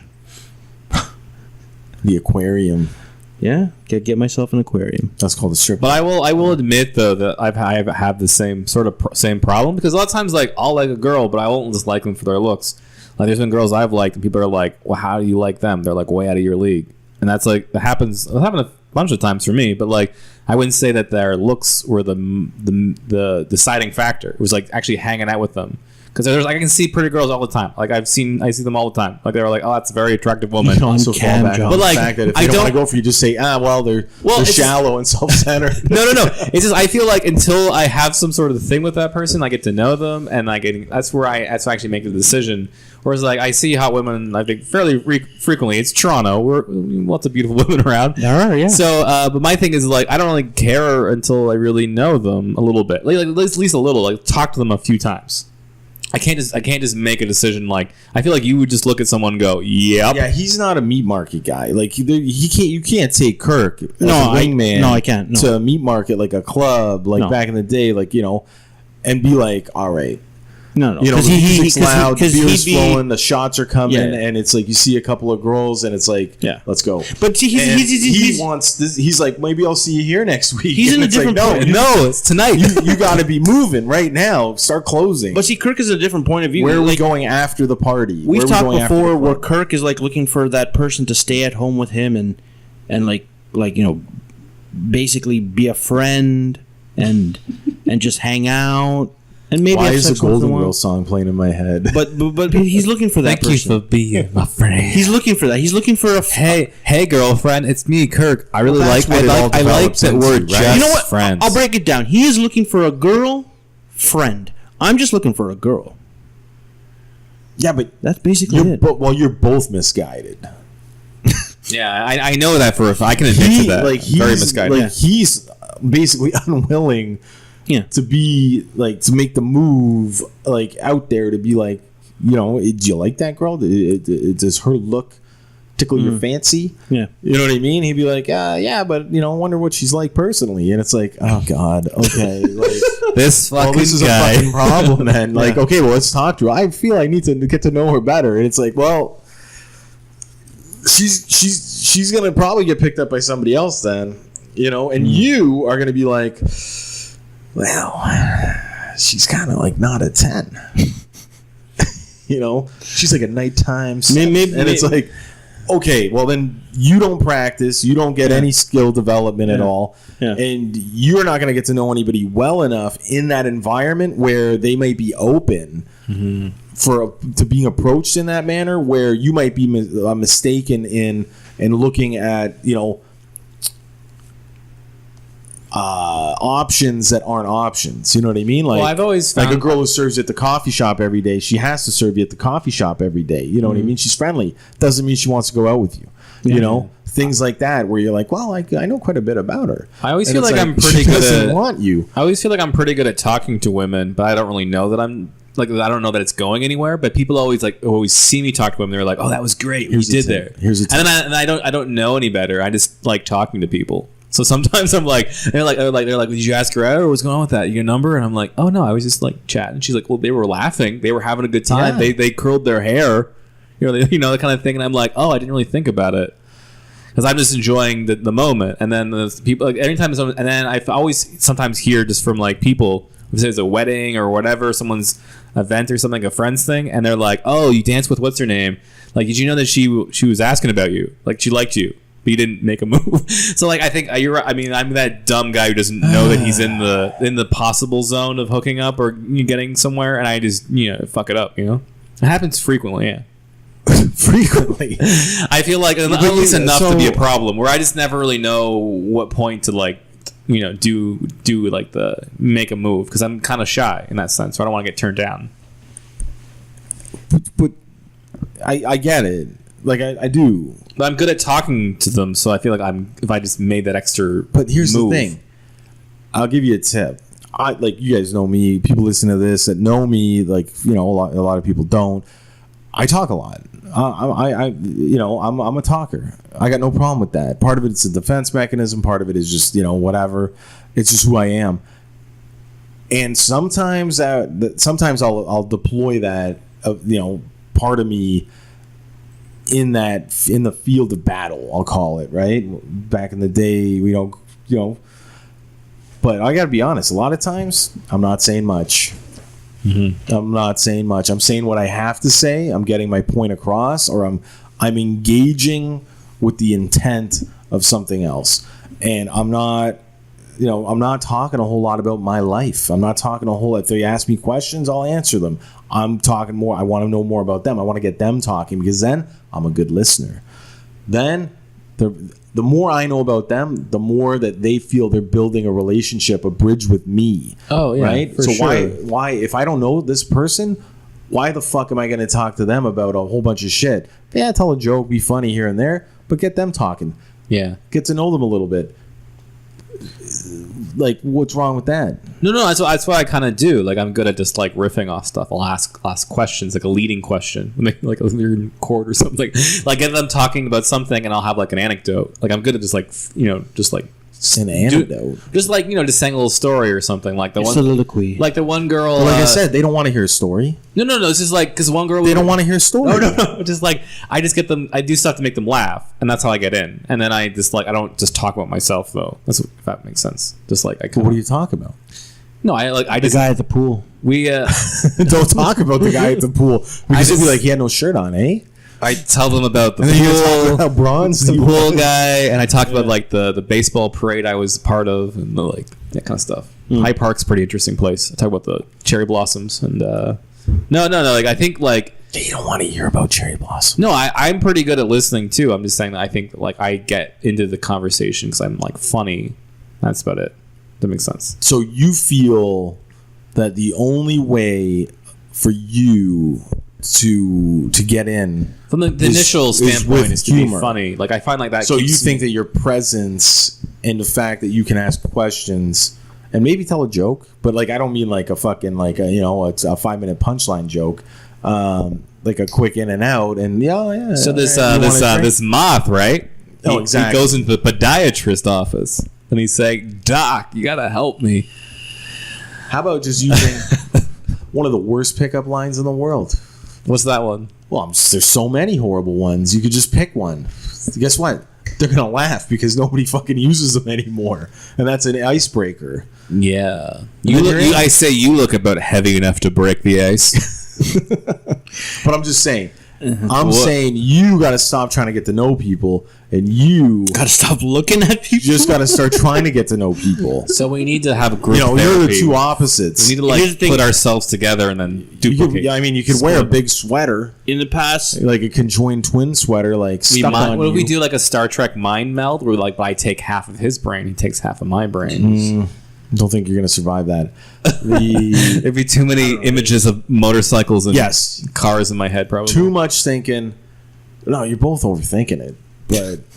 No, I'm cool. I don't know. Times have changed. Maybe times have changed for me, but you know what I I'm mean? cool. Like I said, I'm Whenever the I kind need of a guy, lady, I can find her online. I'll talk to her on the cam. I'm the kind of guy, The thing you know is- what I mean? You put me in a line at a fucking store, and I'm making my move. I'm not waiting. yeah. Like, if it's in my brain, go for it. Why not? It's fucking there. I don't know. I talk myself out of shit, so that's what I do. Because like I've had a lot of. But how's that being a man? Because You think they want to be with a man? the thing is, for Ladies, me, you're listening. Do you want to be with a man? most of them aren't.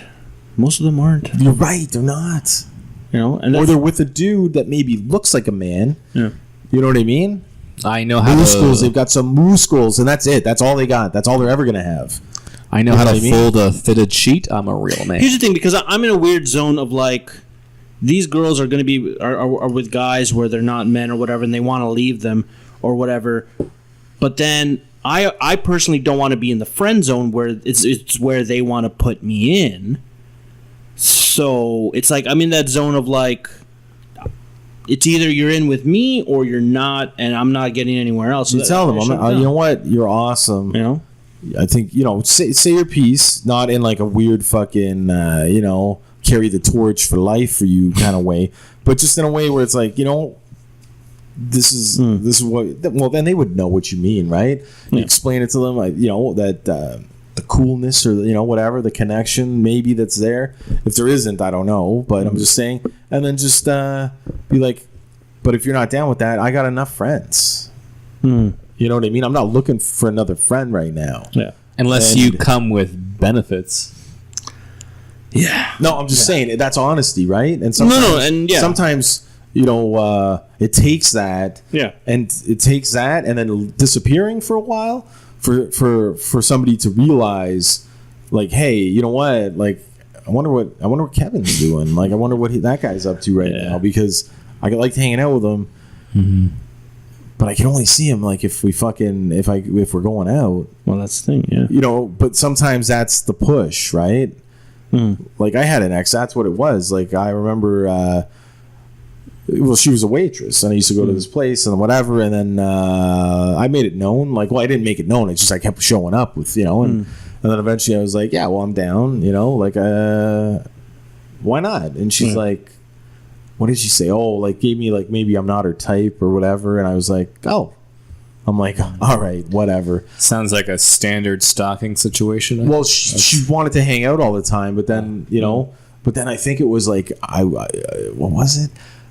Oh, I saw her and she had a date or whatever. She wanted to meet but left, or a guy came to meet us, and I was like, oh, I misread this. And then that was it. And I'm like, all right, well, I got enough friends.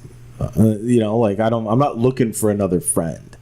Yeah. And she's like, well, and she got mad, and she's like, well, that's, narrow-minded or self-centered of you or whatever bullshit. And I was like, okay, well, that is what it is. You know what? You're cool. I like you. I'd like to spend more time with you, but I don't want to do it in that friend zone. Mm-hmm. So, you know what? Take care of yourself. Mm-hmm. And then I think, like, it was like a few weeks later, and then I was bartending. At this place, and then she showed up, and it was St. Patty's Day. So, like, I'm fucking busy. I'm dressed all in green, making green fucking glowy drinks, and she shows up, and rest is history, right? Well, and then she kind of hit me out of nowhere and was like, I want to talk and blah, blah, blah. And then, I took her, I think she came back to my place and then wanted more. Yeah. And kind of caught me off guard. And I was like, oh, yeah. Well, yeah, right? Like, I mean, but that's what I was going for. It's either, but if she never came back, she never came back. But I put it out there. Yeah. Well, my I got to be honest. At that point in my life, if it wasn't her coming over, like, somebody else possibly. Yeah. The last girl I dated was like, we both came before we started going out. There was a point where, like, we both mentioned almost in the same, like, just the same moment, where it's like we'd be jealous if either of us were dating somebody else. And I was like, well, why aren't we just dating then? Well, it's like you say we both like each other. I wouldn't even. Yeah, okay. Well, basically, we both had this kind of, because I think I didn't know where she was at. She was just kind of like getting out of a relationship, but I knew she liked me. But we've been friends for a bit, so it was like at least over a year. Before then, I just moved back into town, into Sarnia at that point, and I was just like, well, I'm like, well, I would be jealous if you were going out with somebody, and she's like, well, I feel the same way. So we're like, why aren't we just dating each other then? And that's where it just kind of like, I just as clearly as I could lay it out, was like, well, I would be jealous. Basically, just make it clear that I want to go out with you. Yeah, but sometimes you gotta jolt the memory or jolt the brain, right? Shock the brain a little and be like, well, you know what? I'm out. Yeah. I had a girl do that, and we were friends. This is your whole friend zone thing, where it was similar, and then I was just out. I was like, all right, you know what? And I started hanging out with somebody else, and she got accustomed to me being around. Or like, hey, what are you doing on Friday? Yeah, we'll go to that party, or we'll hook up and go to the bar together. I stepped out, started hanging out with this other girl who she knew. It's not that she had to know her or whatever, but then she came around a little bit later, and she was telling me, she's like, used a horrible description, saying, well, you're like an old pair of shoes that, like, you're comfortable, you're there, they're like just the best shoes, and then all of a sudden I gave them away, or it's almost like they got thrown out, and then I see somebody else wearing them, and I realized, like, those are mine. And it's like, well, and it kind of like woke her up a little bit. You know what I mean? Kind of kicked her out of that friend zone. It kind of, I exited the friend zone at that point. Good place to be, yeah. Right, but yeah, in your world, you'd be like, "Are you a 10 or?" No. For me, it's I don't like. I need to get to know you for another year. No, we must discuss so many things. Yeah. No. For me, it's now when I deal with the situation, I like I'll get a situation and I weed out, whether if they got a boyfriend, I don't spend time on that anymore. So far, whatever. But if it's a chick that's available, I basically do the rule of, okay, let's hang out. Ask a couple times. If they don't want to hang out, then I put the ball in their corner and that's it. And I don't spend time. I just don't have time. So I'm like I don't do any of these. But what would a real man do? A real man will chase. See, that's the thing. No, guys, they're not supposed to chase. I'm not chasing. No, I don't mean chase. Like chase. But I'm grand saying gestures. If she's not married, if she's not married, gestures. Maybe that's that's the thing, right? You got to chase. Girls want to be chased. Yeah. They can chase me on my fucking bike, my car. You can chase me on that, but I'm not. Nah, man, I'm not. Listen, man, I'm getting there. Where fuck it, man. If it's gonna be me and the fucking road and a dog. So basically, what we're saying to people out there is we're not actually sure what being a real man is. Yeah. Is that what we're saying? All we can say is that I am a man, and this is my interpretation of who I am. So that must mean that I am a real man. That's some new age bullshit. By definition, yeah. You are a male. I'm a real person. Yes, I'm a male. Your gender is a male. Yes, I think I'm a male mostly. So you are a real male, a real man. But like the bigger concept of what a real man is. You ever shoot a gun? Yes. You ever smoke a cigar? Yes. You ever chop down shot a gun? You never shot a gun? I don't really want to. I don't really. I would say fake guns. Okay. Paintball. But the weird thing is I think I did all those things before I was 10 because I grew up in the country, except the cigar thing. Right. I had a cigar later, like when I was like 16 maybe, but we used to like ride around in ATVs and shoot guns and jump off of buildings and stuff. Yeah. I'm literally a hick. Yeah. We grew up in the country. Yeah. So like we did all that kind of stuff and like, I don't know, had well water. So that toughens you up a bit. Yeah, I've had well water. And I think I moved to the city too, and I wasn't quite developed yet. And then this is what happened. Got all like liberal and. You know what? Maybe Kirk is the new age man. A little bit of hick mixed with a little bit of city softness, and that's why you're struggling a little bit. Yeah, maybe. I don't know. I think like possibly.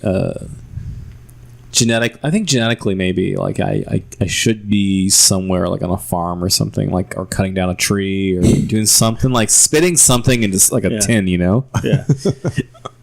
Look, like I probably should have an addiction to here's the thing. Some sort of methamphetamine and like always have like chew and stuff and like Here's the thing. I grew up idolizing guys like James Bond, where he had a mission, he got 10s, whatever. And then you got a 10 on the mission, like a 10 out of 10 on the mission. Yes. Let me get this straight though. Yeah. Because like we're back to James Bond. Yes. James Bond gets the 10. Yes. So that's kind of like what leads you into the 10. I want experience. What do you? Yeah. Okay. How about then, since he's also a super spy for MI6? Yes. You do that first. So I should be a spy first. And then get the 10s. Because, see, it's like you want the next level. Yeah.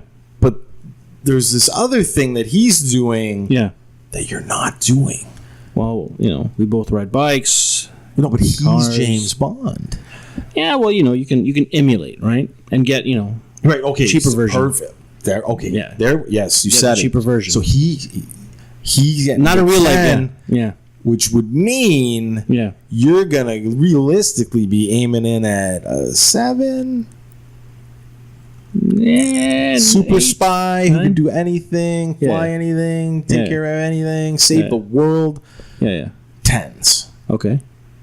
Yeah. Like take your abilities and extrapolate them down to what how he far could do. would you get in a James Bond movie if it was you replacing the character of James Bond? Driving sequences. How far would you get? I get far. Shooting, not so much. Gambling, hell no. Okay, so like there was a movie where he chased a guy on a rooftop. Yep. Nope. Okay, so you're not getting the opening credits. Hanging off a helicopter. Being shot at and then shooting back at people from a helicopter, hanging off a helicopter. But that's getting him the 10. Yeah. Can you jet ski? You good at jet skiing? Can you jet ski with a machine gun? Well, I mean, if it's like a motorcycle on water, right? So, But you got to like also aim on the waves appropriately, and it's hard because it's the buoyancy. You know, to aim your gun. I'm seeing all of this on Fail Army. Like everything.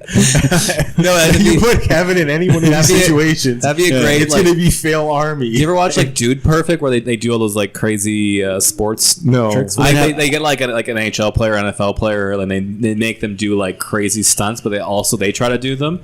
That would be great to have Kevin do that, but like for like to duplicate a movie stunt. Yeah, I just like it's gonna be like Kevin. Kevin has to, but like that'd be like a series where Kevin just like they go through all of his favorite movies, and he's trying to emulate. Listen, you know, I've been dragged by a car. You've seen that. I've seen him dragged by a car, but it was funny how scared you look though. Yeah. Wow. And they had it like first time. It looked like he's like, stop it, stop it. Well, nobody wants to be dragged by a car, but eventually. I'm just saying. You see, I'm trying to give you a little bit of the dose of what a real man, because like I think a real man, like in your position, would acknowledge that and be like, you know what, I'm not a fucking super spy. I'm not James Bond. Yeah. I'm, you know. Okay, so then let me give you my real life world people that I think I would like to emulate. Guys like Dan Bilzerian. Who the fuck is that? He's a Playboy. Well, he's an ex Navy machine, ex Navy SEAL who. Okay, he's a Navy SEAL. Multi-millionaire. You know, boats, yachts, parties, all that shit. I thought you meant that guy from Research in Motion. Different guy, I think though. No, that's. Oh God! You know, similar name. That's though. like saying, like, you know what? I'd like to play in the NBA because you know what? I'd like to play like LeBron James. I don't know, man. I just can't do average, man. I don't know, man. It's like me in Honda Civics. I just like people tell me get into a Honda Civic because it's safe. You know, it's reliable. I'm not telling you to drive a Civic. I just can't get into a Civic. I can't. Well, I'm not telling you to drive a Civic. If you're going to translate this into a girl, you're telling me to get into a Civic. Get into a Mustang. I am in a Mustang, yeah. Get into a girl Mustang. Which is what, like a 7 or 8? If you're saying that's a 5, that you're... I'm not saying that. I'm saying, but if we're talking like supercars, those are 10s. Okay, fair enough. You know what I mean? Like Ferraris, like shit like that. Fair enough. I'll say those are 10s. Fair enough. Okay, so then I'll get like a 7 or 8. But you don't want a 7 or 8. I'll look at a 7. Okay, but like I okay right now, because right now your scale is completely. I don't understand your scale because like if I see an attractive girl, she's gonna be above a 7 at least. Because so you have like a line where it's a do or do not do. Yes. There's no try. Yes. He just won't practice. It's like he just, he won't show up to the court. So if you see, so it's not particularly there's a number for you. It's just your head's like it's either I'm in or I'm out. Yep or nip. I'm in or out, right? Yeah. Because like that's the thing. I believe I'm a red-blooded male. If I see something, the attraction is the first part of it. Whether she's a better person after it, that's all obviously going to lead to whether. I wonder it's a how many of these famous chefs in the world just didn't fucking cook at all. Mm-hmm. Or made a couple meals and then just like fucking best meal in the world, winning awards. I wonder. Probably none. They probably made a lot of fucking shitty meals. I And feel like cooking. I feel like Guy Fieri. He was like, yeah, it's lots of cheese. It's pretty good. then fuck it. I'll be the Guy Fieri. That's very possible. But I mean, I'll be the Guy Fieri. Like some people said that was too much cheese. I'm busting your balls a little. I'll be bit. the Guy Fieri. No. Like here's the thing. Like at the end of the day, obviously, like the current results of my situation are evident. But like my thing is like I'm just. Like because I've been dealing with like I think life's too fucking short to settle for average. So you go for a thing, and whether that means you got to fucking wait, so be it. I have other things to preoccupy my time. Okay, in golf, yeah, and like this is a roundabout way of saying things, but you have a handicap. You know what I mean? So the way you get that though is you take your best rounds, like the top. And you average it out. You eliminate those. Those don't exist. You take your worst rounds, you eliminate those. You take the average of, however many middle rounds. Yeah. And then that gives you your number, right? Mm. So I think you need to look at dating like that, where you need to eliminate your low scale girls, Yeah. right? And you need to eliminate the top end girls because those are outliers. Those aren't, you're not always, and you're not always going to get the, you're not always going to golf great. You're not always going to be total shit. So I think that you need to look at women dating like that in a very similar way, where you need to just So you date to your average for a while. So what you're saying is more And of every a, now and then, great round. So what you're saying is more of a quantity over quality. I'm not really down for that. I'm more of like You don't want to put the practice in. No, I just don't want to deal with anything below what I've been dealing with. I'm gonna bash my head off the fucking table. I swear to God. I can't, man.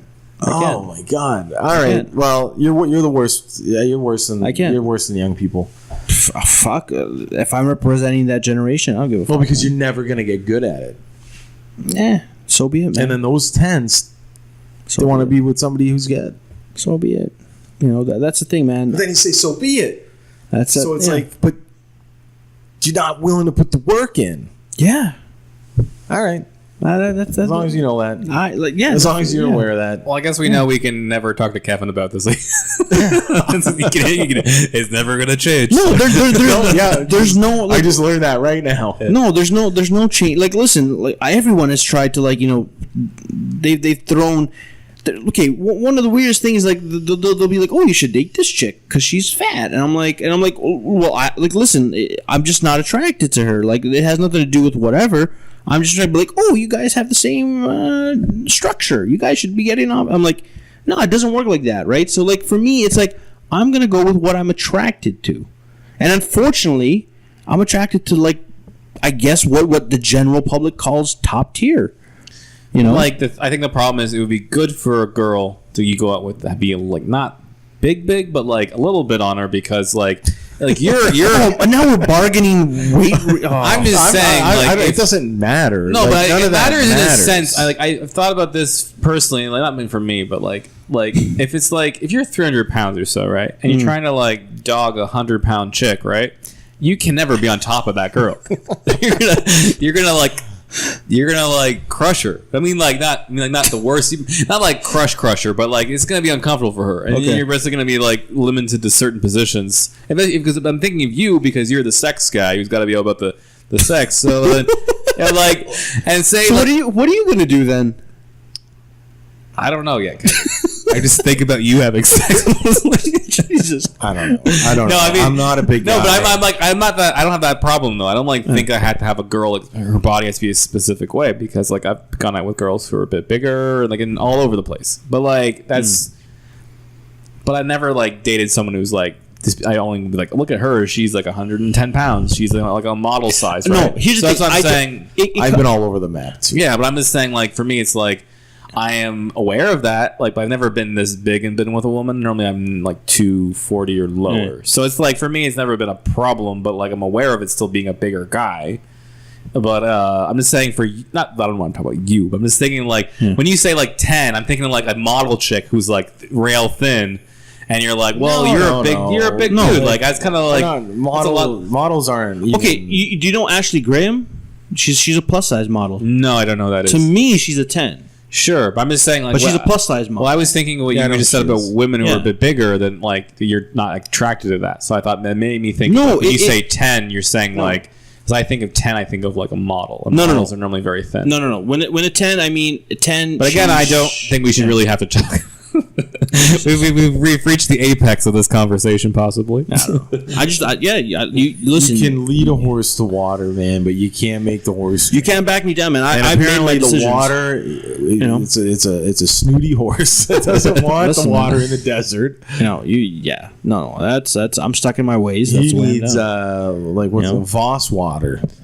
Or the coconut water. Voss water. Crack that coconut. The top-notch water. Or Fiji water? Yeah. Because he just want to slum it with the normal water. Or San Pellegrino. I don't know, man. I just can't get over that concept of slumming it. That's right. Any ladies out there, he just said he would slum it. No, I don't want to slum it. No, I said if it wasn't some sort of fictional character that he's thinking about, he doesn't want to slum it with normal girls. No. Whoa. If you're a normal looking woman, Yeah. an average type, Kevin doesn't want you. That's called slumming. No. He thinks you're below him. Listen, and he wouldn't let you go below him. Okay, let me clarify for any girl that is listening to this. You're all great women in your own way. You're great women, and you know what? And he's got a participation medal for you. Listen, I think Kevin's realizing the 50 people who will listen to this are like, I hope maybe one of them will fuck me. I don't know. Well, here's the thing. If you're I'm just busting his balls, by the way, for everybody. Here's the thing. If you're a single girl or whatever, and they know we're just busting you up. Here's the thing. If you want to send me your pics or whatever, I'll let you know if I'm attracted or not. This has nothing to do whether you actually are. It's just my standard. So if you guys want clarification to what I find attractive, I was almost going to be on his side, but then he just started saying he send me pics. Look, all I'm saying, maybe that's what it is. You know what? That's got to be it. That's what it's got to be. It's got to be a no visual contact with Kevin. Yeah, the dating in the dark. Yeah, dating in the dark. There's a reality show. Like establish the connection. And what happens when the lights come on? She'll be a great friend. No, but then you've decided. Like maybe she turns on the lights and says, "I don't like this guy." Maybe it's gone too far by that. Oh, and then that's an even worse feeling right there because now I've built up an emotional connection, and all of a sudden now I'm being turned down. Great idea. I'm saying that's the issue. Fuck that noise. That's what the dating in the dark could be all about. So it's a like risk. You're taking a risk, but it could be worth it. This is a very good idea. And if don't turn the lights off. No, fuck. So what brings you into town? Actually, don't mind it with the lights off though. It's not too bad. The glow from there, it's not too bad. No, listen, Kevin does have quite the glow. Oh my god, Kevin, I'm going to say the glow from that laptop is really making you look fucking hot. Here's the thing: you guys are attracted to what you're attracted to. I'm attracted to what I'm attracted to. I can't help that. That's not my fault. Maybe it's because of my social engineering, or maybe my genetic disposition. Whatever. Whatever. I'm just attracted to what I'm attracted for. Do I have to be sorry for that? I don't think I ever had. There's certain. I think it's all learned. Certain girls that I would consider more attractive or whatever. I'm just saying the thing. Yeah. Oh, you want the light back? Yeah. The thing is that it would just be situational for me. It would be just situational. I get that because you're more of a fly by seat kind of guy. Like you see how the world comes to you and you react to it, right? No, but I mean, if I was at a bar and I'm chilling or whatever, and then maybe it's a girl you wouldn't typically think I would go for, but we're having some good banter, we're having some drinks, the scene's good, they're good, I'm good, everything's it's just I'm having a good time. I'm having a good time with this person, and I'm like, you know what are you doing after this? You want to hang out? I get that. You know what? And I'm not just like shutting her down immediately, just going, well, you don't look like a typical girl that I would see myself with, because I'm like, you know what, I'm gonna hang out with her. And then all of a sudden, one thing leads to another, and I dated for 6 months, or something like that. I get that. You know what? You adjust not to my typical MO. It's not my MO, but you know what? You adjust to the situation, and you get that. But for me, it comes down. It's not adjusting to a situation. It's just fucking. I don't know. Maybe for me, I'm more because I tend to be an efficiency. Like I love efficiency. I love things that just work right away. So for me, it's more of like, I meet somebody, you're either in or you're out, and that's it. None of this, we'll see. And I can, unfortunately, then you know what? I don't know, man. I'm an efficient. I don't know. Maybe I should date German people because they're fucking efficient. I just need, fucking efficiency. In or out, or that's it. There's no practice. There's no practice. Or fuck it, man. Just wait for fucking sex robots to get real fucking nice. There we go. Yeah, they're getting there. I saw a video. Your sex robots are coming. Listen, when we first talked about sex robots, they look like plastic shit. I don't know if you've seen the latest versions, but progress. I saw something on TV. Progress has been made. The news. Yeah.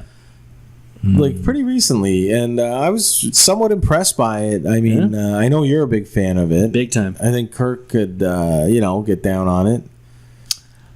Yeah. Would you take, just to clarify, would you take a cam job or a sex robot if they were the same price? I don't know. My cam thing is kind of dissipated though. It's more or less it was a phase because now I'm like I use it a lot less. But at the time, yeah, I really enjoyed it. I don't know what it was. It was just like I got like addicted to it. Okay, this is like an addiction, and then I just like it was like oh, I'm like I was already addicted to porn, but this was to me better than porn. So then it was like an addiction, and then I realized how much money I spent on it. So then I stopped doing it. So I just quit it. But I still look at porn. I had to go back to regular porn. Aww, it's okay. I'm okay with that. Yeah. But the sex robot, I don't think humanity. There, I don't think I would do the sex robot. And I'm not really that comfortable with that kind of thing. But like for example, like remember I bought the massager. Yeah. And it's an erotic massager as well as a massager for your body. Oh, we're pretty sure we know. But yeah, so we've talked about this, but. I mean, I saw something on like Pornhub where like you can use that as a dude and that gets you like to new places, right? So, but like never made me want to use that on myself. Does that make sense? Like I'm not really in need of that. I don't think Kevin's talking about just like a massager. No, I mean like I don't know if I need these extra things to do what I need to do. So I'm like, because then right now I'm like I'm more or less I'm willing to be like whatever I got to do. I mean I don't know what I'm saying, but I'm just. Kind of tired. No. I just want clarification. So I don't think one subject. No, I guess neither because right sort now, of my thing is like I'd rather just be. Okay. I like being with people. Okay. I don't like the idea of a sex robot creeps me out, and that's what I was trying to get to with it. But here's the thing: you're using porn to get off, right? Or are you just using your imagination? What are you using to get off? You don't have a girlfriend. Yes, pornography. Pornography, right? Okay. Now, what would you stick with? Regular old pornography? Or a sex robot that looks hot to your liking, but it's a robot. No, I've seen those. I'm not really into that sort of thing. Yeah. What if they look fairly close to fairly real? Could started acting, saying things, maybe become your friend. No, I've seen the ones on like I saw the one on Vice where basically it's very very articulated face and it like has enough AI where it can like converse with you. Video we saw. Yeah. But they can converse with you. Also, there's been ones I've seen, like from Japan. They're like fairly realistic looking. But the Japanese are nuts. The same time, like that doesn't really get me going. That's something I'm not interested in. So I'm saying I'm not interested. So is that good? Really? Yeah, I'm not really interested. I'm just okay. So my more or less thing is I'd rather be with a real person because that means a lot more to me than a robot. Right. No, but what if this robot could develop feelings? I wouldn't want that. Now we're talking about the what if so now I fuck up and the artificial intelligence takes over. That's not good. You can't give them feelings. You can't have sex with a feeling. Yeah, Kirk wants to have sex with a feeling. No, that's what I'm saying. Is that like it really doesn't like okay. I think giving them that kind of thing gives them more cognizance and overall sense of being. Kirk, here's the thing. So the problem with I think artificial intelligence is eventually if it gets the idea of it comes alive, then like it has like self-awareness and free will. Here's a question for bad. Here's a question for Kirk. This goes way back to one of our originals. Oh yeah. So let's say you meet somebody. Mm-hmm. All right. Yes. I kind of like commented to the mic. You meet somebody. Yeah. And they're great. Yeah. And she's you're down, right? Good connection and everything, and you start hanging out, seeing each other, going for your walks and looking at cherry blossoms and doing your Starbucks and whatever. And you're like, fuck, really, I'm into this chick, man. I'm building this emotional connection. Yeah, I know. And used to be a man. You know what? I thought of this recently. The idea of really just randomly. An option? No, I thought of like why Christian fundamentalists hate transgendered people. It's because they don't have sex. They did. They do. Like really Christian people hate gay people. Well, they hate everybody. But I'm saying I think specifically I think trans people because I thought of like the funny thing would be is if like a Christian guy falls in love with a transgendered woman but doesn't know until like the wedding night that person is. Well, I'm not saying wedding night. I'm just saying that to me that's the first time they have sex is he's waited because he's like good Christian person and he waits to have sex and then he finds out like and the other person just identifies as a woman and never says otherwise. So Well, that's but a you're good saying story for about me. the Christians, but No, what about you? Sorry, that was just like a for like I know. for stand up. That was a thing I thought about. Okay. So I guess for me personally, unfortunately, I'm not into to men. Yeah, but or what- you men. I mean, That's a woman. But it used to be a man. Yeah, but or is you- it like a transgender where they had the reassignment Well, surgery? I'm gonna ease you in and say it's a woman. Like, you know, She it's a got woman. the fake so artificial. it's a hooch. reassessment surgery. Yeah. They had done. She's So they're lady basically now. they now fully identify as a woman. She's a lady now, but she's got massive trophies at home. Like she Yeah. was like quarterback of the year. oh, okay. You know what I She's mean? got Captain of her hockey she's team. got captain of strong hands. Yeah. Big hands like But, Tom Brady hands. What if you develop a genuine friendship with her and you like she's into the same things as you and all that stuff? She's attractive now, like she's just perfect, and but she's got like fake hooch and all that stuff. But you've made this emotional connection yeah. because you're all about your feelings, apparently. I like that could be trapped into some sort of decision right now. Well, no, I'm just No, I'm just like, it's fun- it's it's one of fun. those things where you know. I don't know. I don't really know what I would do. So I guess I'd have to go through it to know what I would do. Okay. I feel like maybe I'm leaning towards staying with this person. But Hold who on, knows? Kirk. Are me and you friends? Well, how do you define friends? Like we're pretty close, right? We've known each other for what, like a decade now? I guess. Okay, what if tomorrow? I love you. What if tomorrow I decide, fuck it, I'm tired of women. I'm going over to the other side. You're going to become a woman? I'm going to become a woman. I'm going to get everything chopped off. You're on their side still. And I'm going to get fucking as hot as... Like, obviously me, I'm going to be the hottest fucking tranny he might of just all. use this as a point to get with women. I won't need to. I won't need to Be like get. a lesbian. He'll be a lesbian. It'd be such the most butch. No, I get all the fucking work done. These tits are my own. I get all the work done. But you know what? We still laugh the same way. We still have good times. We can still go out for chicken wings. So am I saying I'm not going to think? I wouldn't think differently as a friend. No, but would you bang me? No. Why? I'm hot. I'm hot as fuck. I don't know. It's debatable at this point. I'm just trying to get him to fucking just like admit. I don't know, man. But I know, but the other one, I think, like you I guys. think there's a good chance. yeah, I think he would fall in love with one. Yeah, and I think No, you would I say, think you guys would are correct say- in that saying. I think I am potentially. I mean, that circumstance. Who knows? I feel like I'm on like a 55 yes, 45 no. What if you dated a girl for like 6 months and all you did was, Heavy petting, making out. things like that, and then like she still got a wiener. Oh, hold on. Let me build that up for you. Okay, let's say you guys are hanging out. You guys are friends. Maybe she's a comedian too, and she likes comedy and all that stuff. You guys are making each other laugh. You've already introduced her to your mom and dad, or mom, or whatever, and you guys are fine. I have a dad now too. Anyways, and you get back to the hotel room, and you're like, this is the night. You got rose petals, and it's all fucking romantic and shit. She's slowly working her way down. She gives think you. this So relationship's I more of a get. I guess. back alley Let me cut to the chase. So you're gonna say, She gives you the best "Are you head." gonna suck that dick? No, she gives you the. Are you gonna suck her dick, Kirk? I don't know. Probably not. I would hope not to suck her Okay, dick. here's a. I don't here's- want dicks. I like having a dick, but I Okay, don't want what to deal about with this? them. Yeah. She's going down on you. Yes. It's already happening. So it's Then you great. realize she's got a penis. Do you make her stop? How do I know that she has a penis though? I don't Does know, she you whip do a it out? reach around Like or she's something. You do a reach around. I'm doing the like You know, maybe Just to clarify, Kirk's flicking the fingers, but yeah. Okay. and I'm like, oh, there's more down there than I. Oh, damn. What do you do? Are you What- gonna end that right what's there, your move? Or are you gonna be polite? It's good though. I think I would be thrown off, so that I'd have to like stop and like discuss what just happened. Like I'm not like in a discussion like, hey, so I noticed down there. Maybe like kind of like what the fuck. Sorry, I'm like, what is this? She's like, I told you, there was a big surprise. Oh, I thought the surprise was in that bag, not that bag. Yeah. Oh Not man. your actual bag. So he said he'd want to have a discussion. Right.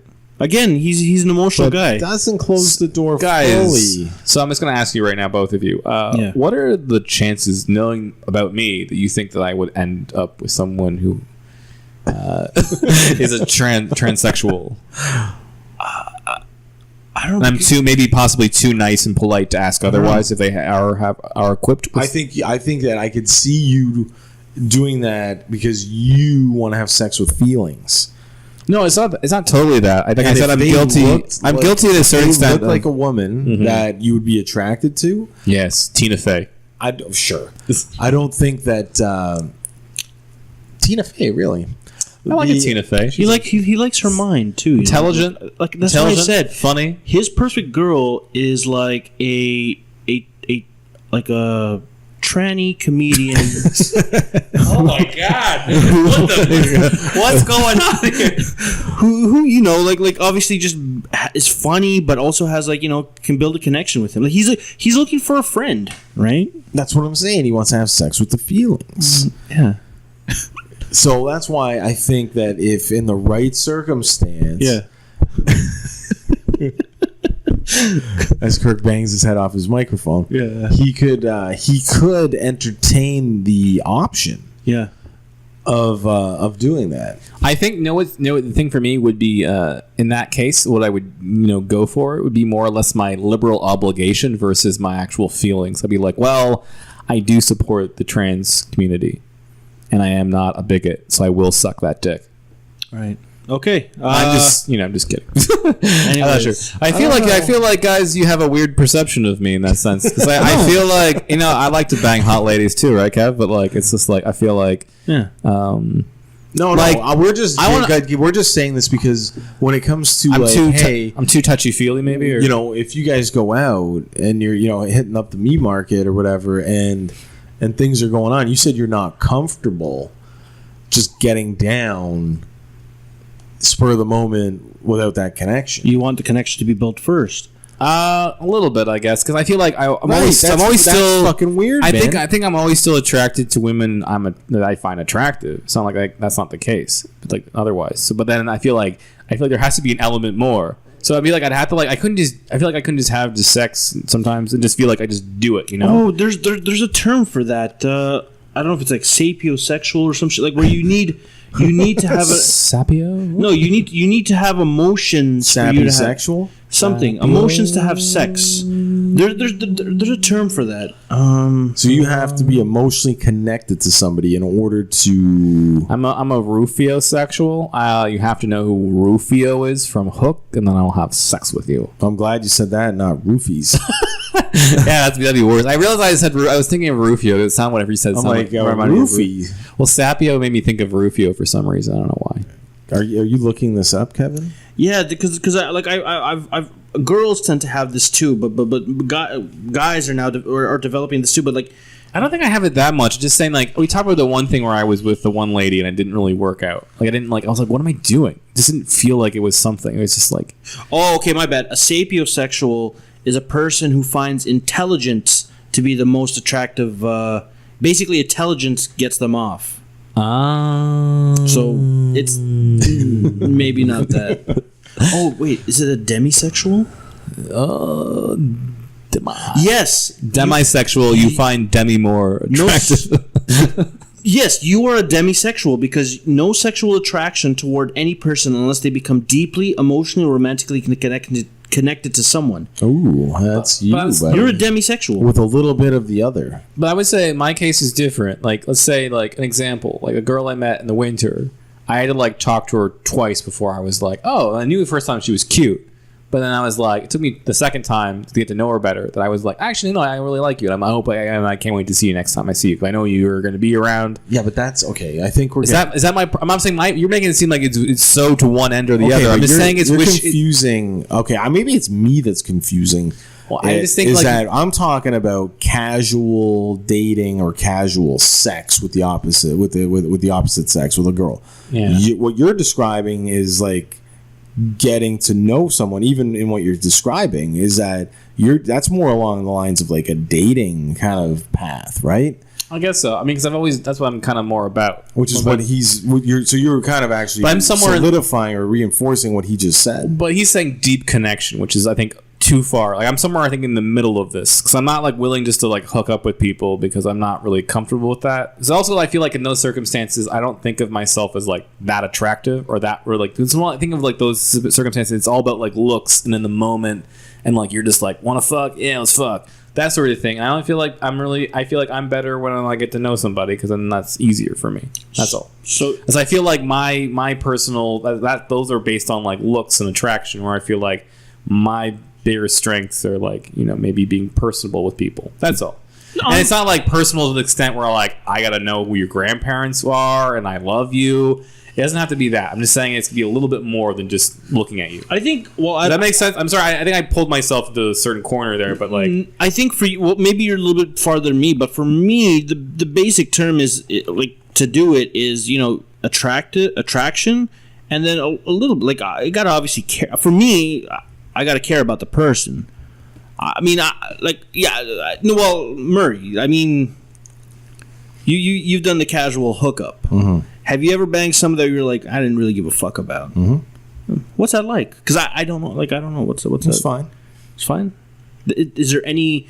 I feel like being when there is a bit of emotion, it's sometimes. Okay. Listen, a lot of people, that go out when they're young, they go to bars, whatever, and then they start looking at the time and they're like, it's 12:30, 1 o'clock, 1:30. You know what I mean? You start looking around and it's like, I wonder if there's anybody here that wants to go home tonight or hang out after, and then you do that, and then it is what it is. You had a good night, and Okay. you maybe don't talk to that person again, or you might get their name. I don't know, like closing time. But okay, because like from a spectrum, sex with a person you don't really give a fuck versus sex with a person you love or feel deeply about. Which one's better? Or does it even matter? Does it even matter? Well, I think that it's a couple of different things, right? Okay, from the physical. Because at a certain point, like if you're in a deep caring relationship with somebody, yeah, it's gonna change. Things are gonna change in your relationship, but you met them and you didn't know them very well. Okay. You might have gone on dates or whatever, but I mean, you end up hooking up, and you don't know somebody that well necessarily when you get together with them, anyways. Mm. So you did that kind of, you started, having a physical relationship with somebody that you didn't really know necessarily. Have you been? And nowadays, more so for other people than ever, right? It's just constantly just hookups. Have you ever banged anybody that you just didn't like, that you were like, fuck this person, but still got it in?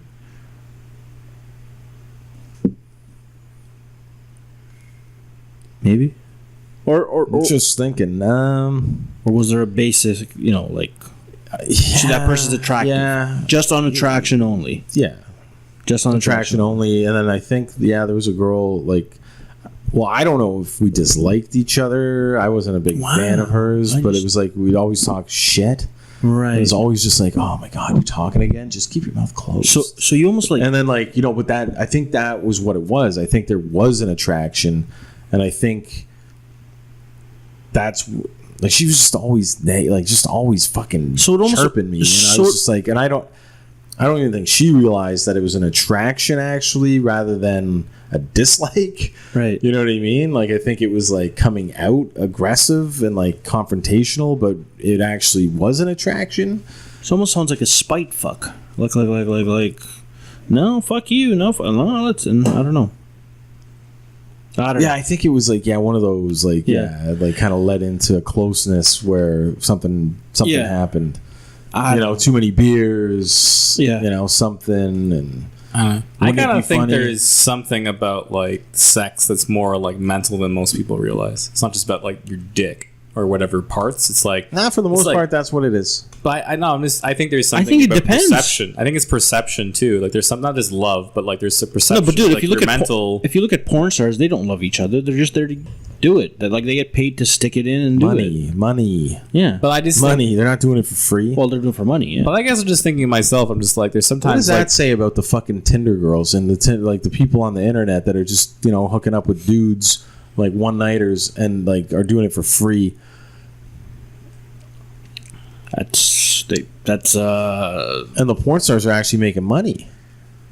Yeah, it just means that they got an itch. But we call the porn stars derogatory names. I don't. I think what they're doing is a service. So I think they're artists. The flesh. Artist. Artist of the flesh. I think that's how I'm going to refer to porn stars from now on. Artist of the flesh. Artist of the flesh. Yeah. Sure, man. No, I was just watching that like Chicken of the Cave, Artist of the Flesh. Sure. No, it was like there was this like It'd be so cool if a girl just came up to you and be like, "What do you do?" I am an artist of the flesh. no, I was watching Parks and Rec, and there's You'd be this, like, what? well, there was this Parks and Rec episode where like Leslie or like what's her name in real life, Amy Poehler, Poehler, yeah. the one guy makes this mural and it's her naked on like a thing. As a centaur or whatever, and then they're trying to, someone in the town's trying to take it down, saying it's pornography. So they're on some show, and then she's talking about it. She's like, "This isn't pornography. Pornography is this sort of thing." And then they have the other person as a guest as a porn star, and she's like, "Let me speak for Leslie. We're artists." And then she's just like, and just making, she's like, "We want to show our things. We can show our things." And then like Leslie's like, "No, I'm just trying to be my own thing. I'm not trying to be with you." And it's really funny just the sense where this porn star just takes over the whole interview. Just like, and she's like, "When is she's like basically like, what is porn to you? When the dick goes in." Anyways, I'm gonna wrap this up. On that note. Yeah, on that fucking note, we talked about a lot of stuff. Being a man. Fucking sex robots, fucking trannies, and Don't say trans. I think people need to stay tuned because maybe in one of our future podcasts we're going to talk about how to be a man in the apocalypse. Yeah. When the world ends, who do you want to be with? Do you want to be with one of us? Or The Rock. Or which one of us? Or do you want to be with The Rock? Everybody, I want to be with The Rock. Or Mad Max. I think Mad Max That's not is the a real man person. Which guy The has Rock the... actually No, is Mel here. Gibson. Like, I mean, I'd Mel actually Gibson. look for The Rock. Mel Gibson. I'm finding Mel Gibson. Mel Gibson. Yeah, he's probably he's got some probably shit. got some shit. But that's the other guy's podcast. I just want to say I grew up on a farm and I know how wells work. Yeah. Yeah. So stay tuned. Maybe we get around to that. I know how to grow soybeans. Also, I want to announce that we're going to be coming up with a other guys helpline where we're going to be basically Tell me more. Yeah, so basically the way it works is that you guys go on the social media platforms, because you're all into that shit, or email us, fucking call us if you want to. We're into that shit too. Or we're just going to find problems out there, guys that have problems or people that have problems. So what we're saying is we're just going to talk about real problems. Yes, we're going to solve real people. Yes. And we're going to talk about them. As you know, we're all real men, and we can solve all your real problems. Basically, just like the A-Team, if you have a problem and nobody else is around to help, we'll do it for free. You just send us your problems on whatever form of messaging you have. And if you're are you the colonel? I like it when a plan comes together. And if you're a woman, you're the colonel. Well, you're what? And if you're a woman between Murdoch. Yeah, he's straight up Murdoch. Kirk is 100% Murdoch. No, you can be I'm face. I'm B.A. Baracus. You're straight up face. I'm face. You're face. I should be B.A. Baracus. Khalid, I'm Mr. T. Khalid's B.A. Baracus. No, come on. You're straight up Murdoch. I get what you're saying. I'm the weird dude. I'm the weird guy. Okay, whatever. Yeah. Anyway, I was going to say, and if you're a lady between who identifies himself as a 7 to a 10, please send your pics to Kevin. Yep. Thank you. Or your problems. Yeah, I'll deal with both of them. Anyways, that's the Other Guys podcast. Thank you for listening. Don't forget to follow, like, comment, subscribe, do all that social media stuff that you love. And that's it. Good night. Have a good night. Later.